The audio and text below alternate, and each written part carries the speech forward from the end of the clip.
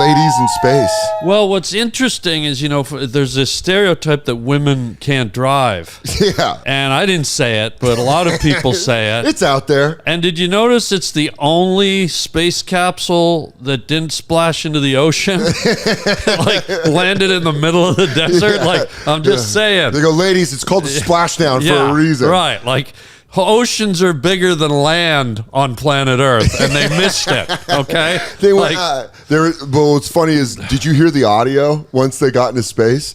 It was just like all of them going, oh my God, my God. And you're like, this isn't. They were masturbating? Yeah, they were all flicking their beans. Oh my God. Oh, I'm going to fucking squirt. The part that makes me laugh is Katy Perry started singing. Oh, God. And that's where you're like, shut up. You know what? You ever remember that old movie, Alien in Space, No One Can Hear You Scream? How about No One Can Hear You Sing? Shut up. But what I love is no one can hear you sing. And no one wants to hear you sing. And now that we think of it, no one on earth wants to hear you sing. And she it was funny because when they came back, they were like acting like they went to the moon. Yeah. It was 11 minutes. Oh, yeah. They acted like they colonized Mars. And they were like, that's overblowing it. But what I thought was interesting is, it's a craft full of women. Yeah.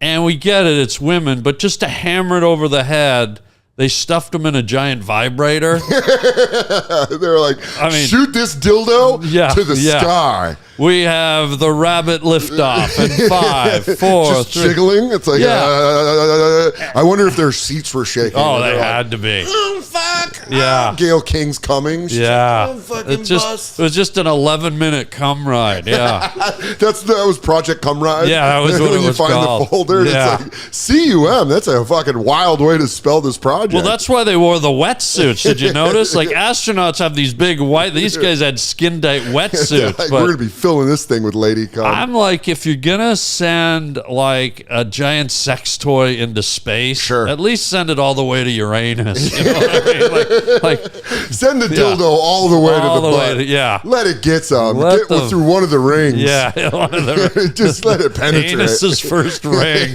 Yeah. My favorite part of the whole thing was when it landed, because Jeff Bezos's wife or his fiance was on there. Yeah, who's such a second wife. She's just like built for sex. Like she's got like the fake face and the huge boobs, and she's just possible. I'm not going to refute that. It's possible. I'm sure she's a great person, but maybe a wonderful human being. Maybe something going on there. Built for sex. And then she landed, and Jeff Bezos had such nerd get my pussy out of the spaceship energy where he's like, get it out. And then he ate it. He fell. He fell. I love that. Yeah. One of the world's richest men. Yeah, just falling down. Like such a macho moment. Yeah. And he trips. He wanted to be there to be like, milady, when she opened the capsule, and he's like, boom. And then they all saw it out the window. Well, you also got to throw this into the forensic files category. Like, you got Bezos. He's with this girl. She gets half if they get divorced. Does she? Well, she gets a lot. I feel like this one coming in, because the last Bezos' ex-wife got half, and she's giving it away. Right. She's just fucking doling it out to anybody. I feel like the new one, the sex one, the sex sequel, she is going to have a hard prenup to beat. Right, but that's what I'm talking about. No matter what it is, when you're at his level... Yeah. You can't do the, the antifreeze and the Gatorade thing. You can't do the she fell in the shower. You got to do the 23 billion. Whoops, the rocket ship malfunctioned way up there. Oh, well, on to the next. He goes, which pop stars do I want to take out? He goes, Katy Perry, put her on there. Gail King said some mean things about me. And then when they came back, he was like, no. Yeah. Well, you got to put people in where they're sort of the cover. Like, he's actually got to have no animosity with them. True. To kind of mask what his forensic file murder plot is. That's true. When you're the richest guy in the world, your murder has to cost a lot. So maybe it was that. I'm just saying. It's going to cost a lot to save a lot. That's why he's doing it. Bingo. That's why when he manipulated. Thank you, Charles Schwab Jr. I love it. This is going to cost you a lot. To save a lot. But you're going to save a lot. Yeah. And you're right. Pad it with people that, oh, no, I can't believe they died. And then that way Bezos, when he finds out, he can go, oh, no, she was in there? Yeah. You know, he does like the realization. Like, maybe that's why he fell over. She made it back. Shit. He's like looking in the window. He fainted. He's like, oh no, she's back. Baby, I'm back. And he goes, Flop. shit, fuck. He fell down and he screamed in the dirt. He's like, fuck. His blood pressure. That's why he just fainted. No. Why are they here? He even gave him the wrong coordinates. That's why they landed on the ground. Yeah. He goes, they hit the ground. They're thumping. That'll be a shake death, like a baby shaking. Yeah. That would be awesome to put people you know into space. Yeah. Just like asking them, being like, would you go to space? Yeah. Is that you? Yeah. My first question would be, why? Yeah. What did I do? Well, here's the deal, too. Did they really go into space? Like, if you're on a Delta flight to Hawaii, did they go that much higher?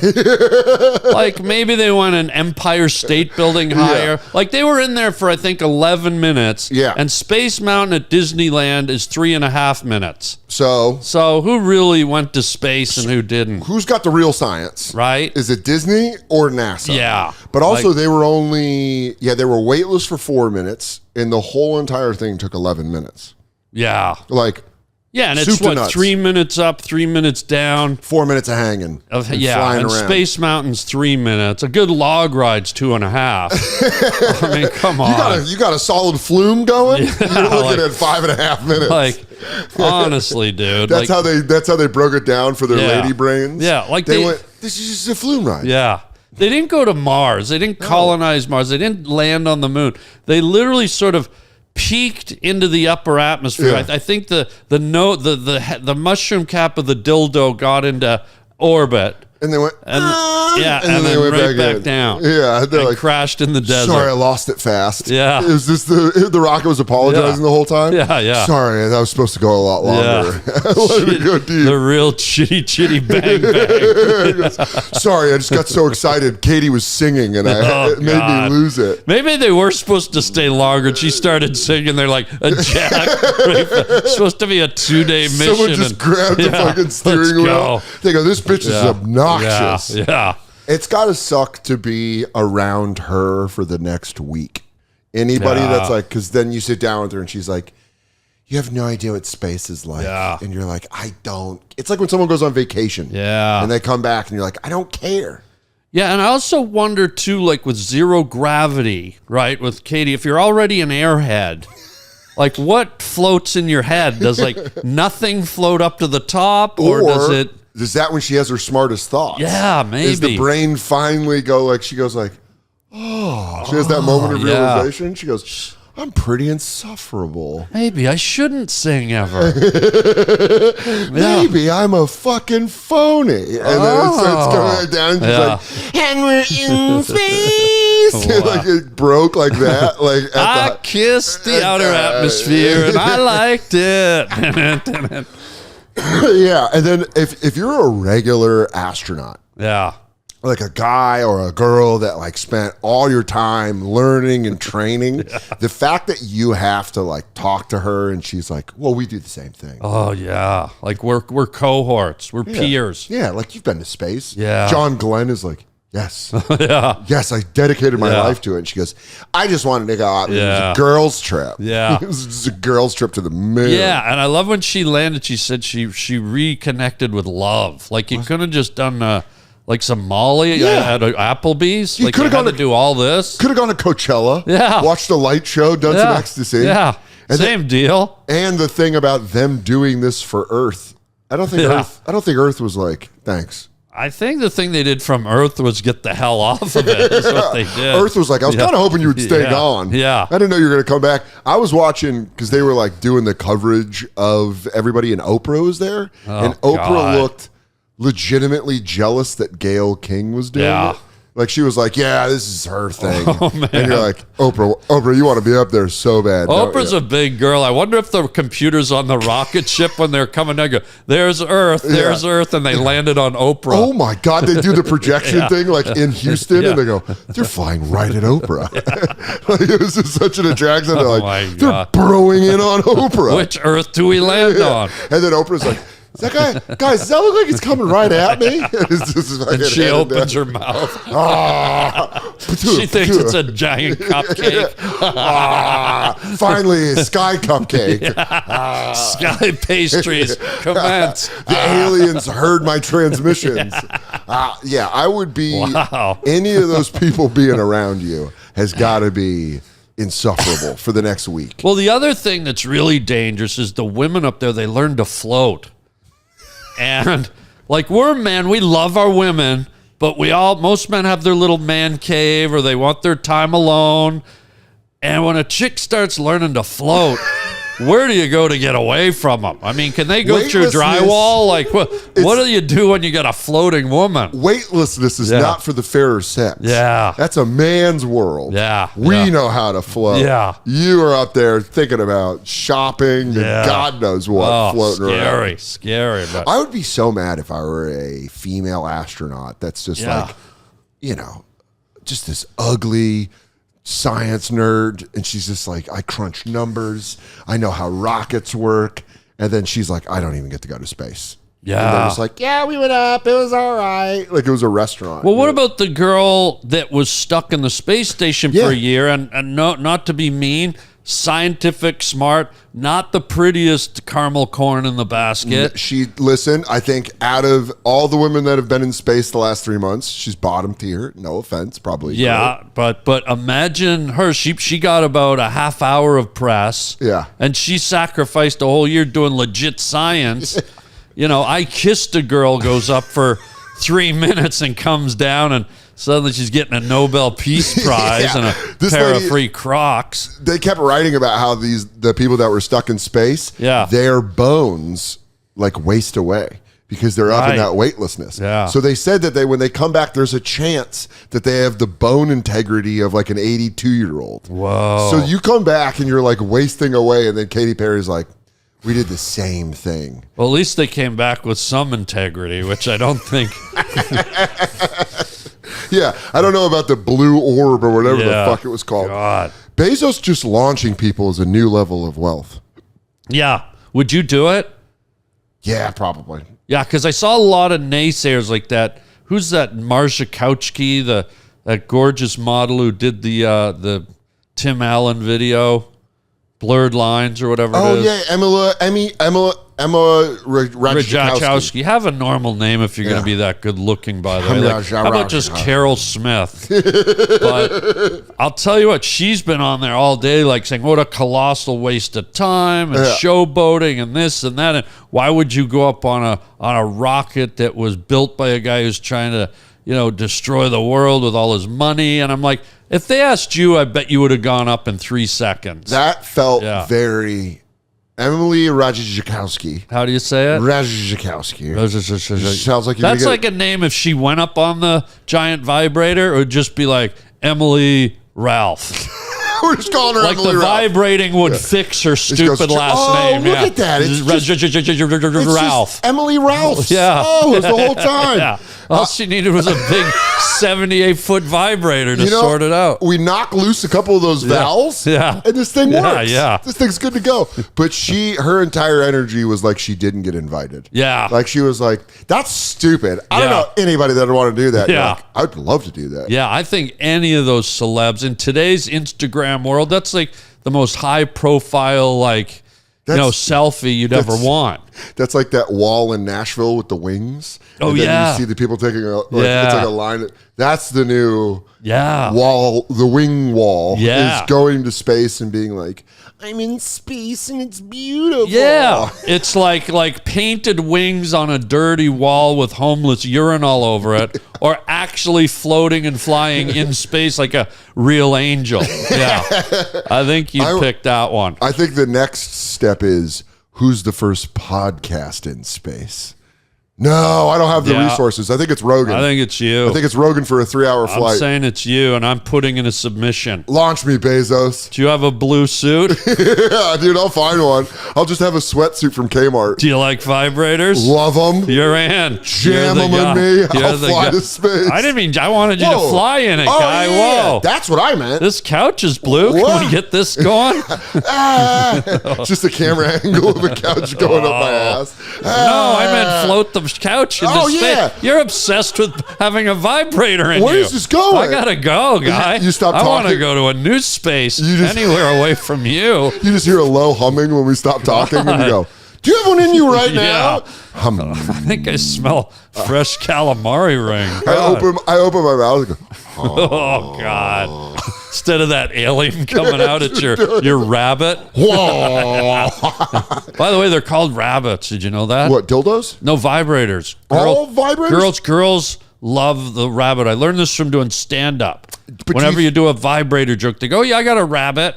But I feel like a rabbit is, from what I know of the dildo world, it is a small, tiny one. That's like why they call it the rabbit. Why do you know so much about this and why? What's going on, guy? I should tell you this. I'm infatuated with sex toys. I open it like an assassin in that closet. This is all these different dildos. Mr. and Mrs. Smith, you've got like all these secret... This thing will make you come out of your ears. People are like, why do you have carpal tunnel syndrome? I put together too many dildos. Yeah, wow. Guy turns into a velociraptor after dildoing it up. I open the bottom of my floor and it's just fake pussies. Wow. Whoa. I hope you don't get mice. God. Wow. How cute would it be, though? One popping its head out? Yeah. That's true. Like a Christmas pussy mouse. Yeah. I got you. Just popping his little head out. And he's got a cherry on his head. Well, I'm just a little dildo mouse. Factor meals, dude. Getting outside and prepping and cooking and getting all that stuff, it's just like, man, I don't know. I suck at cooking. I don't know what to do. I don't know what to buy. But if you tell me how to put it together, I could figure it out. Well, guess what? Factor Meals arrives fresh and ready to eat. Perfect for any active lifestyle. With 45 weekly menu options, you can pick gourmet meals that fit your goals. Choose from Calorie Smart, Protein Plus, Keto, and more. Factor powers your daily satisfying breakfasts, on-the-go lunches, premium dinners, and guilt-free snacks and desserts. It's easier to savor more this spring. Factor Meals pack in the flavor with none of the fuss. Get started at factormeals.com/Soder50off and use the code SODER50off to get 50% off plus free shipping on your first box. That's code SODER50off at factormeals.com/Soder50off. I don't know if you know that. It's SODER50off is the code. And that gets you 50% off plus free shipping. Ba-boom. Oh, I love my perfect jeans. Oh, I love my perfect jeans. But honestly, what it is, perfect jean, they sent them to me and I was like, I don't know. Then I put them on. I'm like, whoo, these babies are comfy. They're also stretchy, so you don't have to worry about it. You know, winter lasts forever and you're like, all right, well, the season's changing. Maybe I need something like a little bit thinner for my jeans or maybe something a little more comfortable. Well, boom, enter the perfect jean. Stretchy enough to keep over puddles, stylish enough for backyard barbecues with the in-laws, and comfortable enough to go from the office to happy hour. It's just this magic warmer weather and finally finding jeans that don't fight back when I move, so check them out. That's what spring means. It means random weather and plans, so you're going to need those jeans to keep up. With over 5,000 options of waist and length sizes, washes and trendy fits, all super soft and stretchy, yet durable. Talking about the perfect jean. And for a limited time, our listeners get 15% off their first order plus free shipping at theperfectjean.nyc. Or Google The Perfect Jean and use code SODER15 for 15% off. It's finally time to stop crushing your balls in uncomfortable jeans by going to theperfectjean.nyc. Like I said, our listeners get 15% off your first order, plus free shipping, free returns, and free exchanges when you use the code SODER15 at checkout. That's 15% off for new customers at theperfectjean.nyc with promo code SODER15. After your purchase, they're going to ask where you heard about us. Please support our show and tell them that we sent you. Yeah, I encourage more celebrities to go to space. Yeah. And then we just leave them out there. You don't like celebs, huh? No, but like those celebs that like being celebs. Like who would you send? Who would you send on a non-return flight? Oh, this is a good. How many seats do I get? Just I'll give you 6. 6 seats. Is that too many? No, not at all. You want a whole bus full of if you could give me a baker's dozen, that would be nice. You want to launch the USS Auschwitz up there. God. Just fucking just put the whole fucking put a fire, just a giant freighter up there. Yeah. 6. What are your 6? My 6. Never coming back. O.J. Simpson. I just picked dead people. Yeah. Attila the Hun. No, they got to be alive. No, I would probably say, who wouldn't I mind launching into space? Number 1 pick overall would have to be President Z from China. No, I don't. Oh, okay. I don't. Wait, you took it back immediately. I know, because I'm just a big fan of the People's Republic of China. Oh, so you would or you wouldn't? No, now I'm confused. No, you said you would, and then instantly said you wouldn't. No, I don't think. If they're going to be celebrities, I think Kris Kardashian. Oh, is that the brother? That's the mother of them. Oh, that's the mother, the head breeder. Vampire. The breeder, yeah, okay. I think I said in the head, I think all 6 might be Kardashians. But what if she popped more eggs out into space? This is aliens. Yeah. Then it's like, and then just Kardashians, aliens. Whoa! Look at how they space. No one can hear you breathe. Wow. I would do like Kris Kardashian and then like a bunch of social media influencers. Oh, like me? No, well, you're the top. You're the top dog. I can't send the top dog. It'll break the empire. Yeah. But like those guys that do like, those guys that do pranks on dangerous people. Oh, yeah. And then when they get grabbed, they go, I'm pranking. Yeah, yeah. I'd send them. It's because then they would think it's a prank. Yeah. Because then you go, oh, I'm prank. That's what you tell them when you launch them. But you said famous celebrities. I feel like you're backtracking a little to protect yourself. You know what? You're right. Yeah. So let's get to it. Kris Jenner, Kardashian.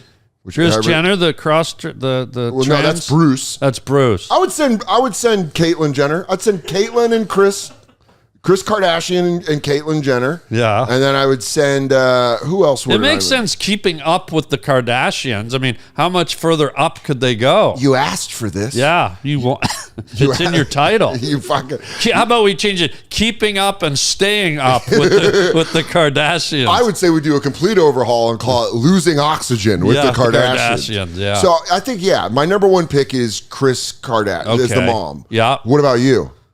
Who do you have celebrity-wise? Turn the tables. I think a lot of people are mad at Mickey Rourke right now. Are they? I don't know why. Is he your choice?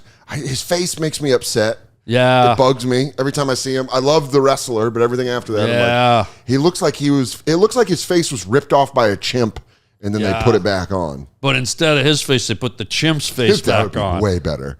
I would probably send Barry Manilow because he's got it coming. He does. Like I don't know, something about Manilow, the Copacabana. Playing that piano, all cocky. And he did that song, Mandy, standing at the edge of time. Well, now you're going to go see her Wimbledon face. Get the fuck out of here. What's Wimbledon face? Isn't that tennis? I love it, though. But he's got a Wimbledon face. He does. Where he looks like he always is watching Wimbledon. Or somebody's been playing tennis on his face.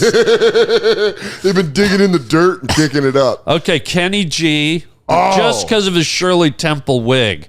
That's a wig? Earth doesn't need a wig-wearing, Shirley Temple clarinet-playing freak. I know, but some of the songs, dude. Songs? There's no songs. It's just notes. It's not notes. It's elevator music. My brother, it is dude, relaxation. Are you kicking back on the G? My brother in Christ. What's if up, you're pushing G? back in President Z, I'm pushing back on Z Kenny and G aren't going? All right, send them up. We should send Z and G. That would be great. Who else has one letter? We can send the whole fucking alphabet up. I think Madonna. We'll send her. Yeah. She's been begging for it. What about Michael J. Fox? Samuel E. Jackson. Samuel L. Who's Samuel E. is his brother. Oh, Samuel L. Jackson, right. Who goes by one? William H. Macy. That's 3 more letters. We got, So now we're at 5. We got one more person. Yeah. Who do we send up there? I don't know. Mason Reese? Why him? Just because he looked like such a dementoid as a kid. Yeah. Remember him, the deviled ham kid? Yeah, that kid that was like, I like mine with deviled ham. Yeah. Can you put that clip in here? Two good things about today's high prices. There's a lot less bags to carry in. And we get more into a deviled ham. Poor meat sandwiches for under $1. I Kid from the like deviled 70s ham. Like, he with the just looks like he might have started SARS. He started popping up in my algorithm. Did he see? He's Just trouble. He's coming back. This is Kung Fu, and he's got Kung Fu moves. Yeah. And I like his Kung Fu moves. Guess what, motherfucker? You're going to space. You're going to space. You're Well, not coming back. I'm just like my ham. Get the fuck out of here. And the Send last it. face we'll see out of that little porthole is Mason Reed. Goodbye, everybody. Why does people get so mad about my ham? I hope you deviled ham in outer space. Can I eat my ham? Get out of here. Fucking later. And Reese. then Chris Kardashian would go, if we get back, Yeah. I'm going to turn you into a superstar. I just want my deviled ham. When we get back, I'm going to breed with you. Oh, my We're going to God. make glazed ham babies. And we're going to make them billionaires. Yeah. Wait, I feel Yeah. we need a bonus one. Because seventh. you did 2. True. And then Daddy came in hard with like 5. You had a roster. I went on a roll, and I feel like you owe us at least, you owe your fans, the people One watching this. more. You owe them one bonus freak. I think Here we go. Katy Perry. Put her back in. Really? I say, you know what? You got so used to it? Yeah. Back up. Back up. Get the fuck back Perma. out there. Perma. I go, and then I say it to like this with the spaceship door open. I go, get the fuck back in there. Yeah. That's how I say it to her. I go, you sang in space. Yeah. Get the fuck back in. And she's got to share her like air capsule with Mason Reese. He goes, Why does everyone want the same air as me? and she goes, shut up, little boy. He goes, I'm a man. Shut up, Reese. Shut up, you devil ham loving little boy. Wow. Well, I'm a man. Dude, I can't wait for you to find this clip and edit Oh, it in. God. 'Cause It's this kid- startling.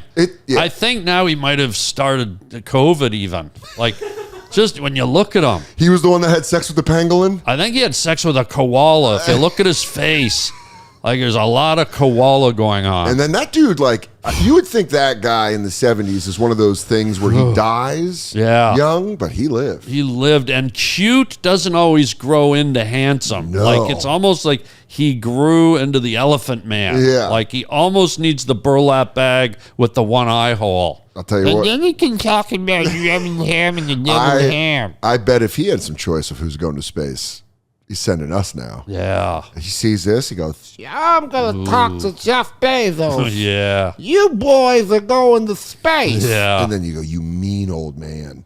Damn. And it's all this ham you ate. The Yeah. ham made you feisty. Damn ham. Yeah, dude, I don't know. Would you go to space if they offered it? I would, but I don't think I'd be fulfilled just doing like an arch, you know? Sure. Like I could climb the St. Louis Arch and get the same feeling. Like it just went Connected to love. "Hey," and then slide down. And then you land and you go, I'm connected more to love. Yeah, I'd rather do I'd opt in for the full journey to Mars, like to a colony. Do you do the sleep thing where they put you under, you know, Yeah. like always in the movies, they have to like be. I've done it. I did a movie called Rocket Man where I did remember go to Rocket Mars, Man. and I've lived all this. You had to fucking, you I've had to go lived through it it. way more than they did. You did the training. I actually went to space camp down in Huntsville, Alabama, and all that. Yeah, Hey, we were just there. yeah. I had to sit in the shuttle and do all the simulations. I saw and- Rocket Man in theaters. Yeah, thank you. Yeah. Thank you. It was They very- did the premiere here in New York. I remember we came to New York and Yeah. it was a packed theater and it was like, but I'll tell you, as a middle schooler that was smoking pot, yeah, that movie ruled. right? Thank you. Thank you. Eighth grade, smoking Yeah. some real stepped on weed, Yeah, going you and went, watching Rocket Man, you went out there. having a laugh. Isn't that weird? That's what I love about movies. Like, not that I'm a big star, but to think that you were in that movie, Yeah. watching this guy you'd never met, never Very thought, funny guy. and here we are. Yeah. And I get the same vibe when I meet people or I meet celebrities that like Shelley Duvall played my mother in that movie. Yeah, and Shelley Duvall come on. And I remember going to The Shining with all my high school buddies when I was like 16. Yeah. And sitting there and going, oh, and little did I know fate would, 20 years later, she'd be playing my mother. Like, that's incredible. So I still get, I don't know if it happens to you, but I get all that connectivity it's so cool. Opening the door, and I mean, I watched Half Baked every day of senior year when I would go home. Oh, wow. I would go home and I would get stoned,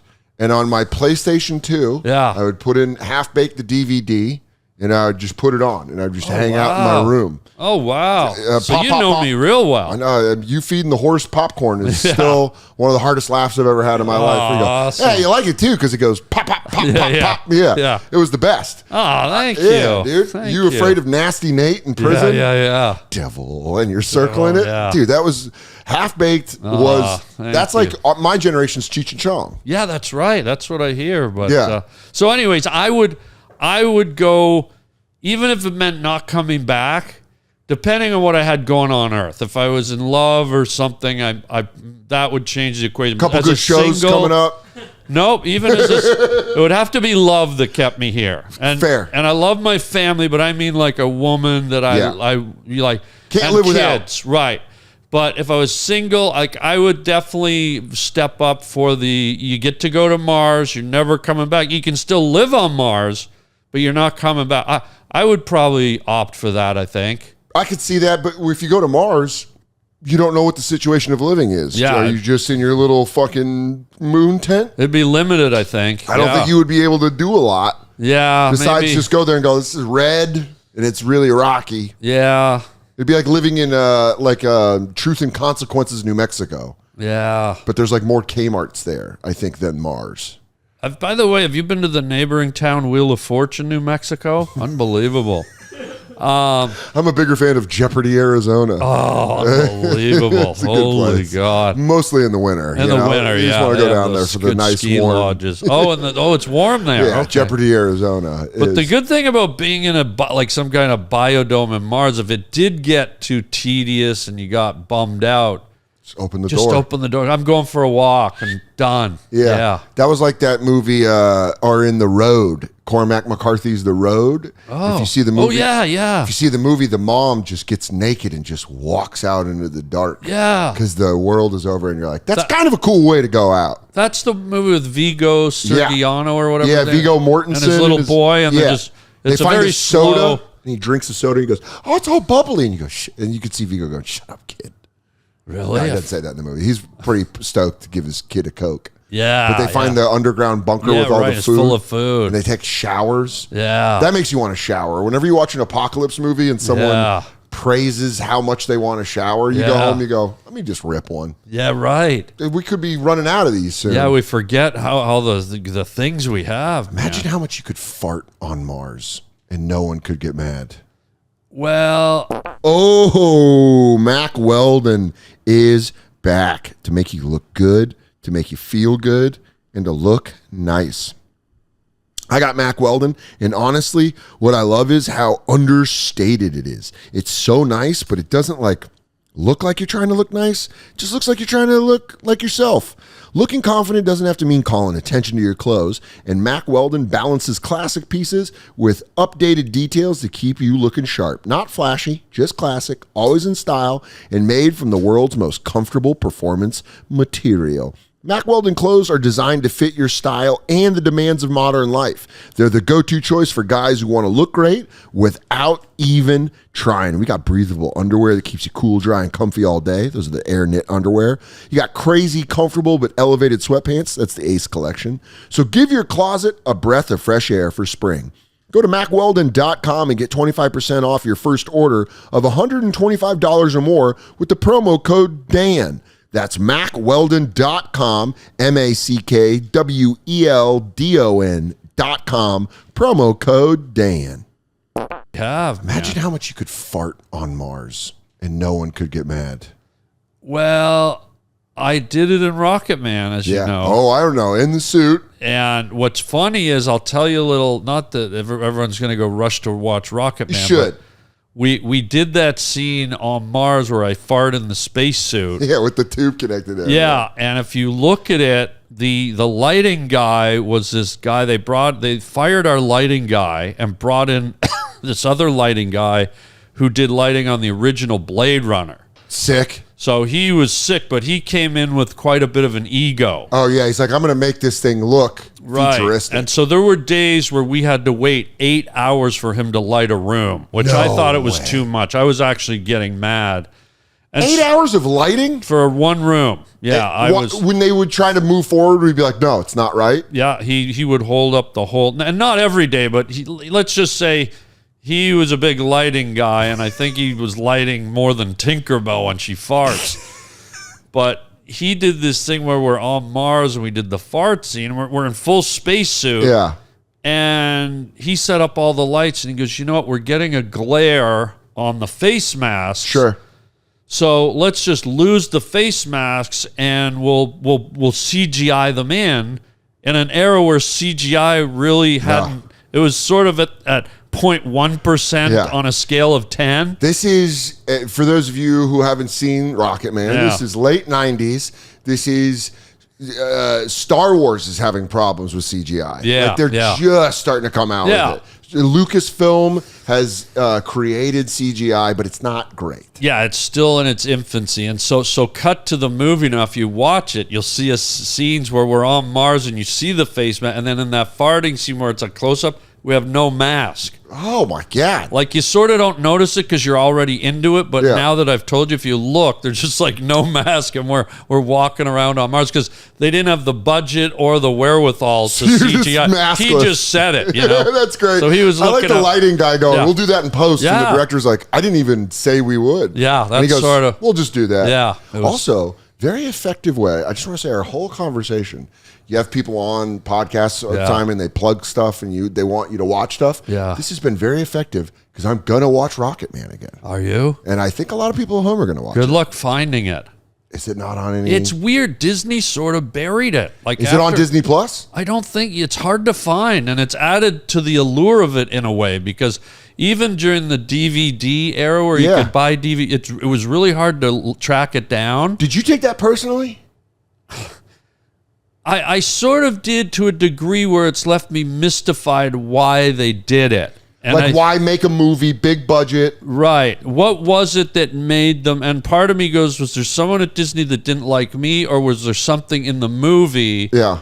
And I think there's a moment in the movie that scared them where we get to outer space, or we land on Mars, and there's a scene where the president calls to congratulate us while we're in space. And he goes, the whole world's watching, and my character starts singing, I've got the whole world in my hands. But then I break into Katy Perry of you. Yeah, very Katy Perry.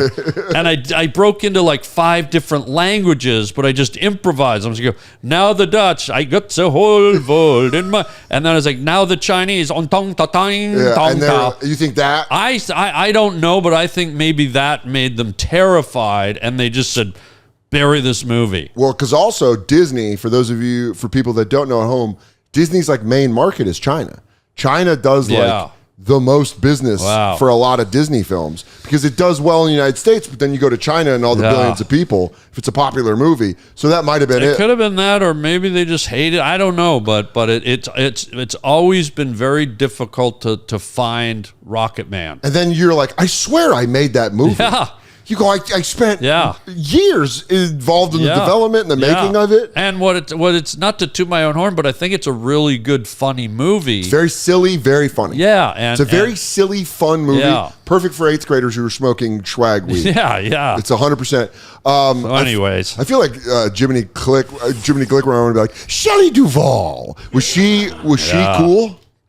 She was really cool. She was a little bit distant, like sort of quiet and stuff. She only had a small part. She was only there like I think about a week. But I asked her about The Shining, and I said I hope you don't mind, but I gotta ask you about The Shining.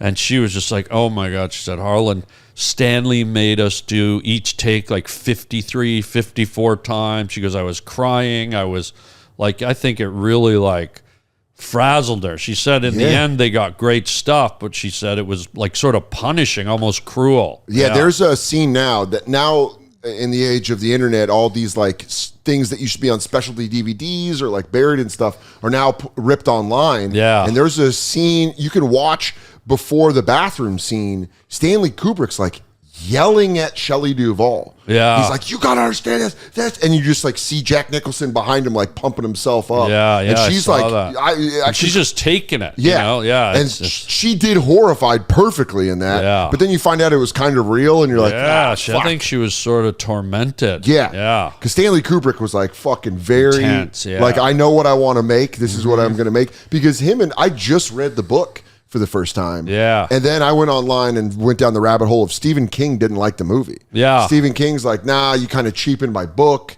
You made this. And then Kubrick was just like, fuck you. He's like, I made a classic. I agree, though. I read the book before I saw The Shining, and I actually was disappointed in the movie, although it had its moments. Great moments. I liked the book, the journey in the book, way better. I was disappointed. And the book, when you read it, it does a better job of taking that main character, Jack Torrance, and showing him being a regular guy who goes crazy. Yeah. He's an alcoholic, but in this hotel, it gets to him and it fucking changes who he is. And one of the things that King said is when you cast Jack Nicholson, he just looks crazy already. So he just comes in and you're like, oh, this guy's about to go crazy. So you don't even get that payoff the of journey, of like, oh, he was a great dad and then he went nuts. The descending into madness is sort of. Because Jack Nicholson does crazy better than anyone. Yeah. But you don't get to see that. Yeah. And then they tried the made-for-TV series with Steven Weber. Yeah. And I watched that. Yeah. And that was way worse. It was very true to the book. You want to talk about CGI not being ready? Oh, yeah. The topiaries stuff. Yes. And, they did the topiaries moving. Yeah. And like these giant hedges that are in animals. Yeah. And they move, but it's mid-90s and the CGI is not there. So you see it move like, like old War of the Worlds or like Clash of the Titans. Yeah. Remember those old Clash of the Titans where they'd have the skeletons moving and you're like... The Harryhausen stuff. Yeah, exactly. And that's what it looks like. Sinbad and Jason and the Argonauts. It's exactly it. When you watch all of it, you go like, oh, this is stop motion. You know what's cool about those movies, though? You knew even as a kid it was, but there was something really enchanting about it because even the movements were almost a bit scary. Yeah, when they did it was so like the Medusa and the big Cyclops and the way that freaked me out more. The Medusa were scary. in one of those old movies where she like looks, and you're right, it's the way that you see the tail come out. Yeah, and they're you can tell it's snappy and the head moving, but it gave it its own sort of creepy vibe, which I really loved. That's why the 70s are the greatest time for horror movies because the lighting guys weren't the guy from Blade Runner. They didn't know how to light it really well. Right, so you're watching a movie and it's all dark. Yeah, and you're like, what the fuck is going on? And then fucking Mike Myers pops out and you're like, ah! Oh, yeah. That's what they need to go. They need to go back to making things a little shittier so that they're better. That's interesting. If you make horror movies a little grainy, a little like I can't see it, it adds to like I'm scared. Yeah, that's true. It sort of feels a bit more real too, like you're there. Yeah, I mean, it doesn't help. I rewatched Superman. I had food poisoning, so I was just in bed for 2 days. Oh no! And I watched Superman 4. Oh, and those are like. That's where the graphics are bad and all the stuff is bad where you're like, you guys shouldn't have even tried this. Like the Jaws 3D and Jaws 4. Yeah, where you're like, you guys had no business. Yeah, that's just a money grab at that point. Yeah. They had Christopher Reeve and the other guy that played fighting, and it just looked like they were standing there, and then they like put him on what their version of a green screen was, and you're like, this doesn't work. Horrible. And now it just looks real. Like now all superhero movies are like, oh, that guy could be incredible. It's incredible. Go back to it sucking. I think that's what we need to do. Some movies need that. Yeah. All stuff right now is too good and no one's enjoying it. Yeah, I just saw the trailer for the next Superman. Yeah. And it shows him like flying out of crashing into the ice. Yeah. And then all of a sudden a CGI dog comes, like Crypto. super dog. And it's like, I'm sorry. I want I don't want to see a dog in a cape. Like I think they blew it showing that dog. You're immediately It out. went from Superman to like Muppet movie. Yeah. And it's like, here you go. Does the dog talk? Yeah. Immediately when he shows up, you just start asking shitty questions. Yeah. You're like, does the dog fly? Yeah. Yeah. I saw that. I'm of the opposite though. You loved it. I like crypto. I like what I like that James Gunn is very going like, we're gonna make this comic booky. Yeah. We're not gonna make this like Christopher Nolan's Batman or the new Batmans, which are more like based in reality. I like them being like, there's a dog that can fucking fly. You go, all right. I guess I don't mind, but I feel like the dog's sort of a sissy dog. I wish it was like a German Shepherd or a pit bull or something. Just a Rottweiler coming and grabbing Superman. It's a superhero. That's like putting Hulk in a tutu. You know, it's like if you're gonna be a superhero dog, be badass. Now, what if I told you Superman fights his dogs? Like Mike Vick. Oh, God. Oh, yeah. What a piece of shit. Yeah, the dog fighting guy. Isn't that crazy? Yeah. Quarterback in the NFL had a full dog fighting ring. And all he had to do was apologize. Is that right? That's how different it was. I mean, he paid I think he paid a lot of money. Yeah. But Mike Vick was basically just like, sorry. Yeah. And then he was back in the NFL. That wouldn't happen now. Yeah. We got better destroying people's careers. We're at the peak of destroying people's careers. Well, they'll just nuke someone's career for something. Yeah. But he fucking straight up had a dog fighting ring. It's like drowning him in a pool. He was like electrocuting him and shit. Because when these dogs lose, they just have to kill them. Yeah. So if Superman's dog lost a fight. And it was pit bulls, right? Yeah, it's pit bulls. I would have liked to have really Rocky trained a poodle or a chihuahua. Like just had a chihuahua in a meat locker punching beef and totally unsuspecting, and then throw him in with the pit bull and just watch him rip the pit bulls He's up. not getting killed. He's getting mad. This pit bull's going to lose. Yeah, I would like to do it with I think instead of a chihuahua, I'd go more weight friendly. I'd go yellow lab. Get a yellow lab, just train Yeah, him. they're deceptive. Yeah, because they have the girth, but they're like sweet little family dogs. They're just sweet little boys. Yeah. And then just put them in there with a fucking pit bull. Wow. Have them win. By the way, do you vape? No. I started vaping. I got to New York 2 days ago. And you just started vaping? I started vaping, and I did not the traditional I was walking down the street, and about every 4 blocks in New York, there's these pipes with steam coming out of them in the sidewalk, and I just hover over them, and it just helps me get from end to end of Manhattan. Do you feel like addicted to them now? Yeah, I tried Raspberry Subway on the way over here, and Homeless People Lemonade last night. Yeah, that's pissed. Oh, that was good. Yeah. That was good. Just the thought of someone walking by like a seasoned New Yorker being like, is that Harlan Williams breathing the steam? Yeah. Vaping. Vaping, yeah. Blah, blah, blah, blah, blah, blah, blah. New York has a lot of stuff that you're like, I don't think humans should be around that. When you're walking around, and you're like... You haven't lived till you've tried the Blackberry Subway wrapper. I mean, this stuff, you can almost still feel it in my lungs. Invigorated. Yeah. Would you ever live in New York? I've never lived here, no. Would you ever?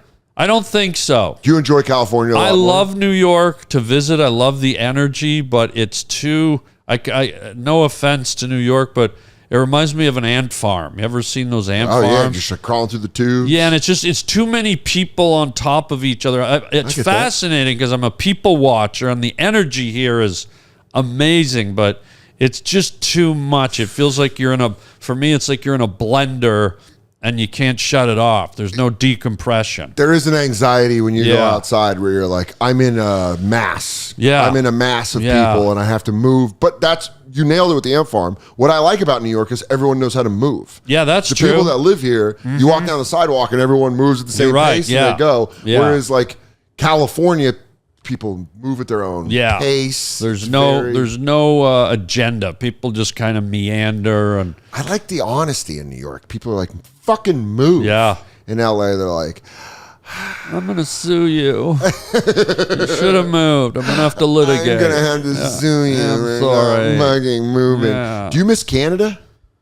I mean, I love Canada, but I spent half my life there growing up. Sure, that's how I feel about Colorado. So it's in me, and I enjoyed it, and I love it, and so when I moved away, it's like I've had so much of it that I don't miss it because it lives within me, it's part of me. When you go back, though, are you like, I missed you, old friend? No, it just feels like slipping into the same, it just feels like coming back home. So I don't feel the missing part. I just I'm back I started, you know? I love how nice you guys are until it's time not to be nice. You guys are like Dalton and fucking Roadhouse. You're like, be nice until it's not time to be nice. Because Canadians are always the most, whenever I go do shows up there, the most open, friendly people. Yeah. And then now Trump goes like, we're going to take it as a 51st state. And Canadians go, fuck you all. Yeah. You guys immediately were like, I think you guys are underestimating us. Yeah, that's probably true. Yeah. I was up in Winnipeg when he was saying that. And the energy was like, you're not fucking taking us. Yeah. And then they look at me like I said it. They're like, yeah, you're American, huh? You go, I don't fucking want to take you guys. I like the relationship we have right now. Well, a bunch of people got mad at me online because I put it out there that I said there's probably a portion of Canadians that do like the concept of, becoming the 51st state. Yeah. And I didn't say they should. I just said, there's probably people that like it and I'm very patriotic as a Canadian, but people got fired up that I even said anything about it. But I don't care because it's like I say what I want, just like anyone else should say what they want. Launch them to space. Yeah. If you don't like them, put them in fucking space. But I always find that like any kind of patriotism for any country, there's always people that are going to be way more patriotic than you. Yeah. And they love to prove that. Yeah, they love to. They flex. You aren't completely ride or die. Yeah. And you go, I'm just trying to say silly shit. Yeah. I'm sorry, you're mad. Making a point. Yeah. I'm sorry, you're so mad that the United States might take us as a second state. But I think any country is how you describe Canada. They're nice until they're not. I mean, if you've ever been to Japan or Cambodia or Vietnam, they're the most gentle, like the Indonesians, they're just gentle, passive people. But then you look at, the war with Japan, you look at what happened in Cambodia with the killing fields, people are I'm looking at the camera going, people are nice until they're not. Nice. Yeah, Cambodia's killing fields were fucking crazy. It's any culture, which is weird because when you go to countries where they are, like as you suggested, Canada or Cambodia or Indonesia. Even like Sweden. Yeah. You go to Sweden and they're very nice and you go, I bet there's another side to this. There is. Any race of people with their backs against the wall. We have a survival instinct where we will fight. Everyone will fight. America's just a little more upfront with it. Yeah, America doesn't hide it. Because, we go, we'll fucking fight you. Yeah, but America sort of has to because they're leading the world. So they have to kind of go, hey, we're the jocks here. We're at the top of the pack. Like, you want to mess around? It's like the tough guy at the bar. Yeah. And Canada's the one that's like rolling up their sleeves going, I don't want to do this. Yeah, but we will. I will do this. Yeah. You were speaking inappropriately to the lady. And America's like, shut up. Yeah. 51st state. And you're going, I don't like that talk much. No, I like that. Canada's got tough people. I mean, hockey players and lumberjacks. And also, look up World War II. Yeah. Your guys' soldiers were more feared than anybody. Because the Canadians were doing wild shit. You guys were like killing motherfuckers. And then they're like, hey, I don't know about these Canadians. Yeah. And then after World War II, we're like, Canada, they don't even like to fight. And you're like, I think they do. Well, I'll tell you a funny story. My Uncle Bill just turned 101. Congratulations, Uncle Bill. He lives on his own still motors around, walks around, goes shopping.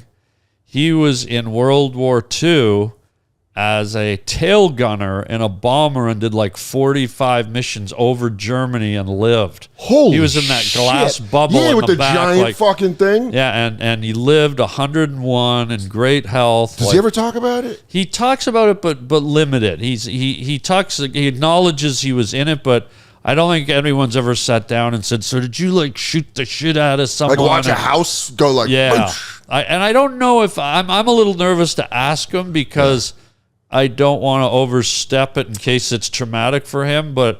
And he's a very, going back to what we said about nice. He's a very timid, quiet man, and you'd never think of him being affiliated with anything like that, but here he was, and so gunner. Yeah, I've never really asked him just out of respect. Yeah, war vets are very similar to like my friends that date celebrities, where I want to know about the sex, but I can't ask them. Oh, really? Because you just go like, you know what I really want to know. That's like talking to a war vet where you go, and you're okay. Yeah. And everything's all right. But what really happened? Did you ever get through to any of your buddies? Was there ever a good story? Pete Davidson would always evade me. Oh. Whenever we would talk, he'd always find another thing. And then my other friends, they never dish. Just like war vets. God. They'll never truly say what happened. They go, you just kind of keep that part with you and you just keep moving forward. And you go, because he gets out eventually somewhere. Yeah. Whether they're napping on your couch and they talk out loud. Well, you can ask me. As you can see, I'm a pretty open guy. Yeah. Have you ever dated a celebrity? Yeah. Who'd you date? Cher. You did not. Yeah. When did you date Cher? In L.A. We both live in L.A. Yeah, but that's not how that works. Did you guys date? We dated and one of our things, this was our things, and I don't want this to get out everywhere, but sure. It's just on the safety of our podcast. She lives right in Malibu, she has a house over the shore, and we would do this thing every Saturday.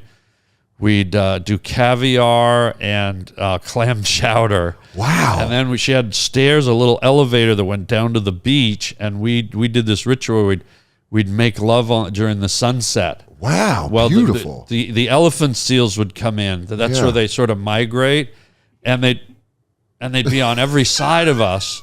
And so we'd kind of use the rhythm of the elephant seals and we'd find our rhythm for lovemaking as they trumpeted their sounds and jostled for position on the beach. And to look, one of them would go, "Is that Cher?" Yeah. And then everyone would be like, "Is that Rocket Man?" Yeah. I think that, and then it was beautiful, yeah. And then you guys just take the elevator, just satisfied, full. We'd do full coitus, and then we'd sort of, it's a little greedy, but we'd finish it off with a 69, just as the sun, when the sun dips behind the horizon. That's when you would. So would she go on top, or would you go on top? We'd switch it around. What a gentle, I was giving a lover. Yeah. And would you guys roll? Would you roll over while locked in? We rolled, and then one night what ended it is she rolled onto a sea urchin. She got a sea urchin in her ass crack, and that's the biggest problem. Yeah. When you're rolling around 69 and on the beach, you got shells, you got sea urchins, and then you got all these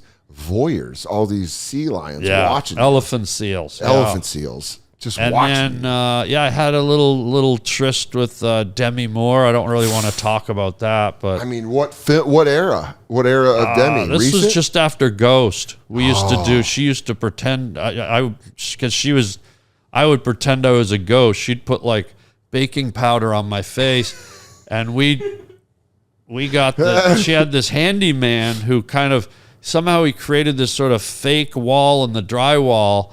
And so I would come through the drywall like Casper or a phantom, and we'd do ghost sex. That's very kinky. It was really good. She loved it. Also, it's funny to think about her putting flour on your face as you're aroused, and she's like, okay, not yet. And then she's not yet. And then she's like putting it on. And she's like, this is great. And it actually looked like I was floating through the wall, and then I'd take her on the floor. She had a bearskin rug, a grizzly. Amazing. Yeah, grizzly. And this Kodiak. is right after she broke up with Bruce Willis, I'm thinking. No, this was right after Ghost, so she was already single. Remember the movie Ghost? Yeah, so he was dead. He was, and it's none of his business. But have you ever made love on the back of a Kodiak? No, of a bear? Of a she had a Kodiak bear? beautiful Kodiak bear. It was going great too, but again, one night her crack got caught in one of the fangs. And I don't know if you know this about Kodiak bears. Giant. Yeah, giant, like canines. Giant fangs. And biggest bear in the world. And we just sort of like the mishap on the beach with Cher. She rolled over and one of those fangs just clipped her ass crack and sort of soured the ghost thing. When the ghost gets sprayed with blood, it sort of busts the illusion. Because now you're going, oh, there's blood inside of you. You're not dead. Right, and you splatter, so it's sort of, you got this white phantom thing, and now you go, oh, how did that stick on the ghost? It's not really a ghost, and she kind of lost her mojo. So that's sort of when I moved on to Carol Burnett. Have you heard of her? Carol Burnett? Yeah.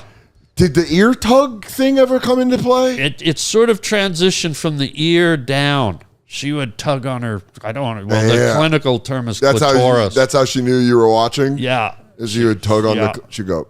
Well, she'd do it at the end. After we finished, she'd stand up. She goes, I'm so glad we had this time together.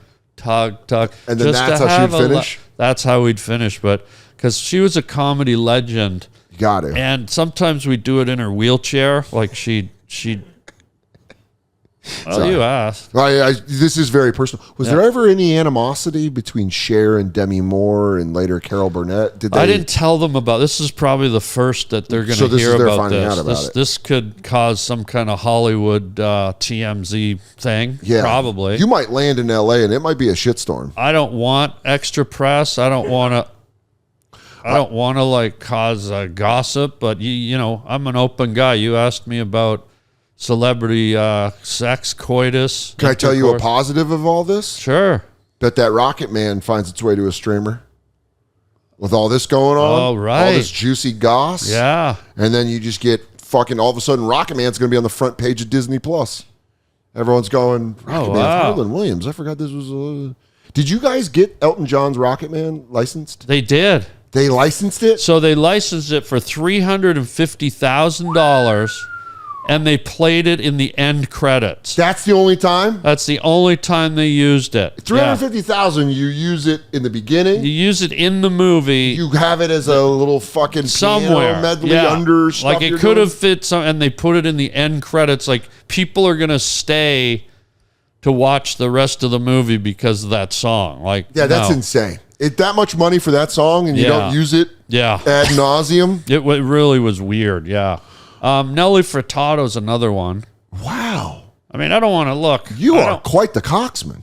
Well, I don't want to drag them through it, but yeah. When was the Nelly Furtado? Was that after Carol Burnett? This is bizarre. So this was after Cher. Okay. And her family moved down to L.A. and her father opened a Baskin Robbins. Huh. And after it closed, we would go in and, they call it 33 flavors. 31.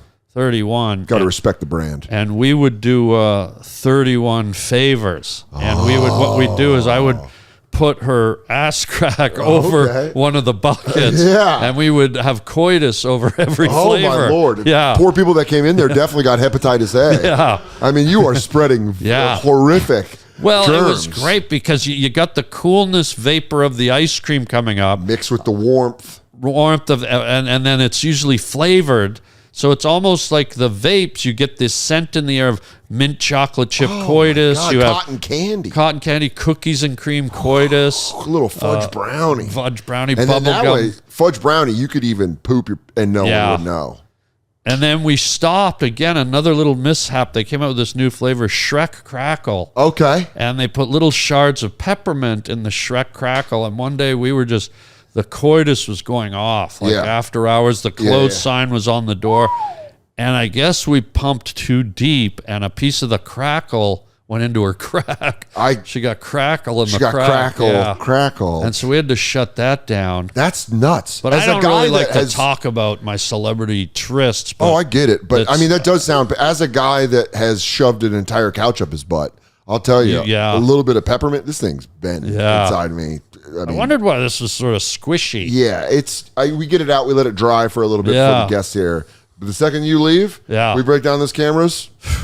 I've never seen furniture with pubis before. Yeah, this thing's right back in me. Yeah, wow. And this thing's thick. Yeah. But I'll tell you right now, you put peppermint in my butt. Oh, I'm gonna be an angry customer. Wow, you're like Dr. Mentos. Wow. You give me menthol butt? Yeah. And I'm going to be pretty fucking mad at you, Harlan. Sour Dutch.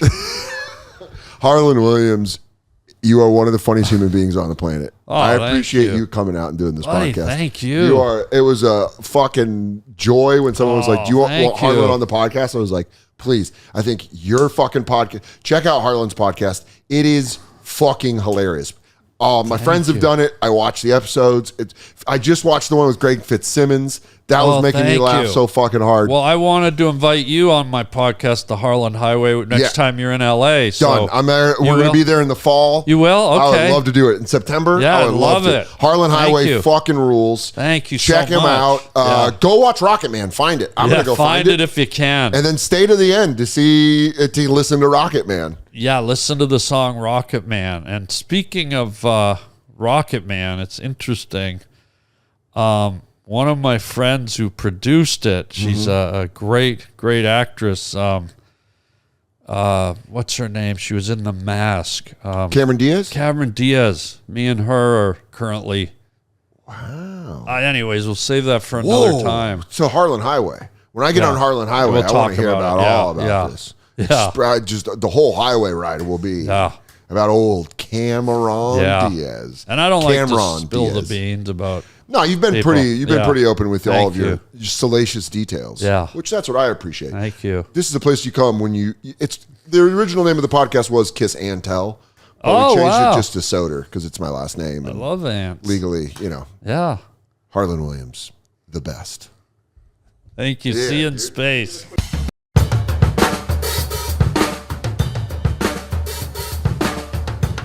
Where do we go from here? Is that what you're asking me? Because I think it's all. I think it's all back up. What are you kidding? We're fucking circling the toilet. Oh, dude. It's over, dude. I know you're the dogs of war or lose. Who knows what's gonna happen? My favorite. We're gonna have to grab swords and fight the Crusades. Oh, dude, that'll be funny if we're front lines. Yeah. They go, if you were silly, you have to get on the front line against China. Didn't you hear just like there was a congressman or a senator, I can't remember which one, who's just like, hey, what we need to do is make these migrants fight and then they can get their citizenship. I was watching this going like, what the are we here? Yeah. He's gay. Did you know about this? No. So, I don't know if... I thought you were really about to hit me with the Jay Leno. Did you see this? You hear about this? Did you see about that? What happened? apparently these migrants... You're not listening to the news? But... So yeah, he's a Democratic senator or congressman. I can't remember his name. Maybe we can look him up. But he gives a speech on Capitol Hill, and he's like, "This is my plan. My plan is, nobody's joining the army, so we need the migrants.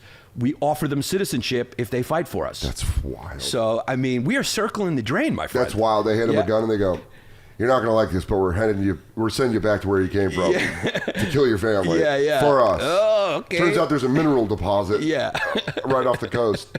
You're my favorite. I think like doom and gloom time. Yeah. You're my favorite person to talk to. Yeah, I'm called Mr. Sunshine. Because I'm always optimistic.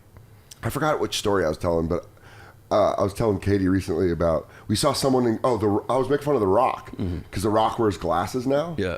And he's like, I'm very in depth, brother. He's like, he's full of shit. Yeah. But I remember one time I came to do Bar 4 and I wore glasses because I used to wear glasses before I got LASIK.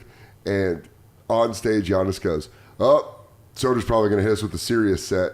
He's got his Eminem interview glasses on." And you compared him to where Eminem wore glasses and was like, "I'm listening." Yeah, I remember that stage. Yeah. Dude, That's when he would wear glasses to interviews. Yeah. That's what I miss. You can't wear glasses when you're rapping. No. So he'd put them on. You can't push it up after you fucking flame someone. Yeah. I want to feel the music. Yeah, you're like, and that's why I fucked your bitch. Yeah. Okay, anyways. You do one of these and then your glasses go like that. You can't. Yeah, no. Are there any rappers that wear glasses? Used to be Kool Mo D, and that was about it. But Now were Kool Mo D's morphed into Tim Dillon. I mean, Tim Dillon's got Kool Mo D glasses on every podcast Yeah, he episode. really is. He's him and his Africa Mambata hats. He looks like he's about to drop like a 1979 rap album. Ow, bow, bow. It's all like synthesized and shit. He's also wearing like Balenciaga fucking jackets. He goes, "Here's the deal. My name is Tim, and I'm here to say the way United States is going is pretty gay."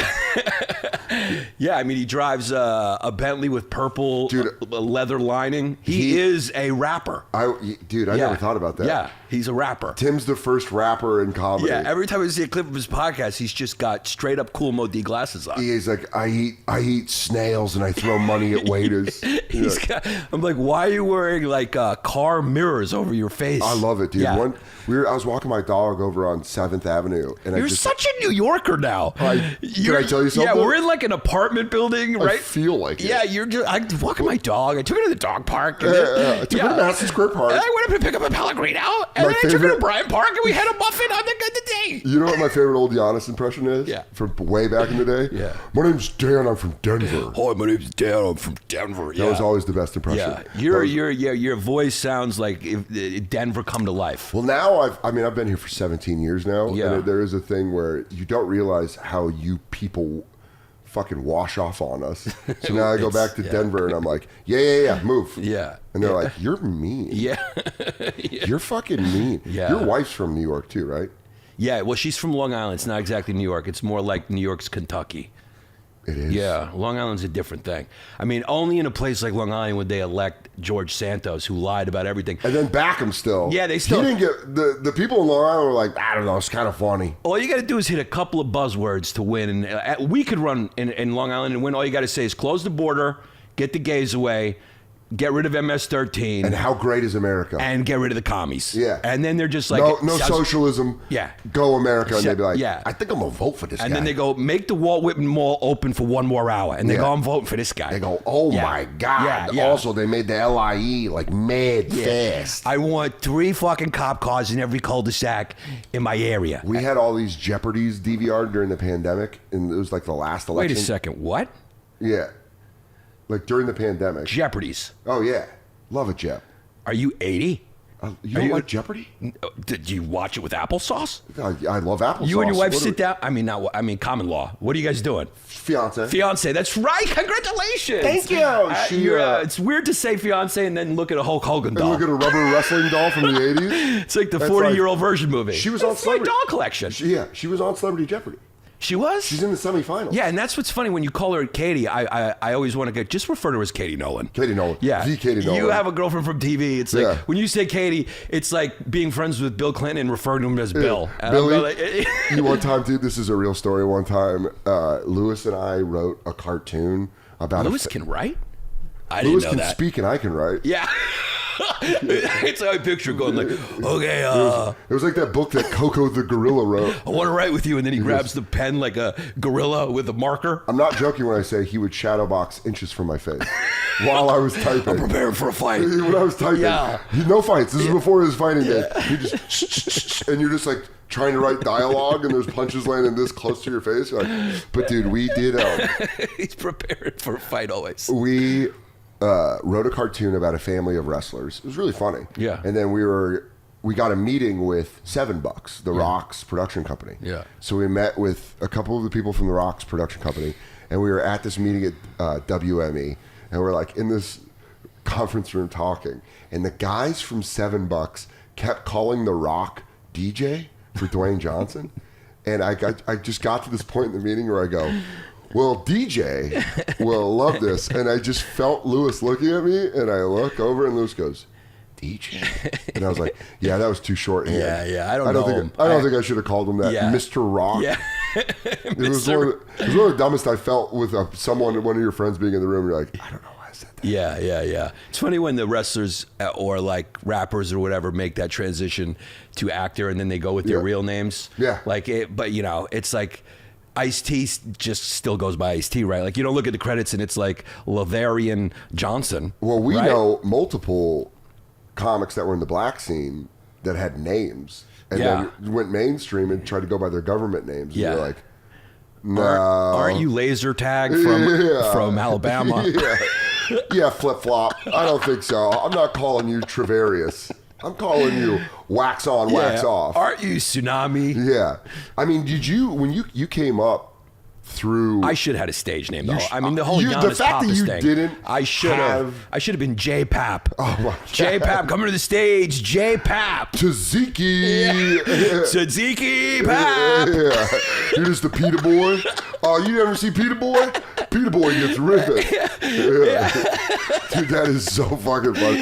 How did you not have a black comedy Dude, well, name? the Black Rooms was funny because they would always be like, give it up for, you know how they always mess your name up. Give it up for Yan. And that was it. Yeah, that was it? Yeah, they might as well just say, give it up for Whitey guy. Yeah. Did you ever think about... They couldn't do Giannis Papas. Because I remember one time, I think it might have been at your wedding, your dad called you Yanni.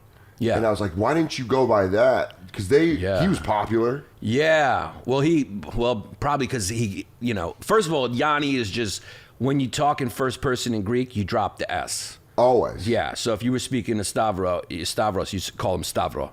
That would be... Not the S. If you want to really make him think that you've been like brushing up on Greek or anything, to be like, the guy Stavro, if you just call him Stavro, they'd be like, hey, what happened? You got a Greek side piece or something? Yeah. He's like, what's going on? How do you know that? Are you cheating on Katie Nolan? Yeah. Do you speak Greek? No, very little. Very little. Very little. He's fluent. Yeah. Let me tell you something about your people. Yeah. When someone speaks Greek, it's more than Mexicans, more than Chinese people. The way they light up, because I lived in Arizona. Oh, My friend spoke fluent Spanish living in Arizona, and he was a gringo. Yeah. Just full-on white boy. Yeah. But we'd go to Los Betos, and it'd be all these, it's like a burrito place, and it'd be like for like drunk burritos late at night. Yeah. And there'd be all these fraternity Thanks guys. for clarifying. You were talking to me like I was one of your old buddies back in Denver. Yeah. We were at Los Burritos. I'm like, You know Los Betos, Yeah. down over on Speedway. But we'd go to Los Betos for like drunk burritos, and it would be like frat kids. This is all in Arizona. Shout out U of A. And we would go, and it would just be like white kids being like, chicken with guacamole. can I have 2 tortillas? I just want what's good. And then my friend Jay would just go up and spit Yeah. fluent, perfect Spanish, and you would see him be like, they would like, they get happy. They Yeah. would like start buzzing. Yeah. Greeks are like that times 100. It's huge. When you tell them you don't speak Greek, it's like you told them you had cancer. They're like, what happened? Why? What happened? Wow.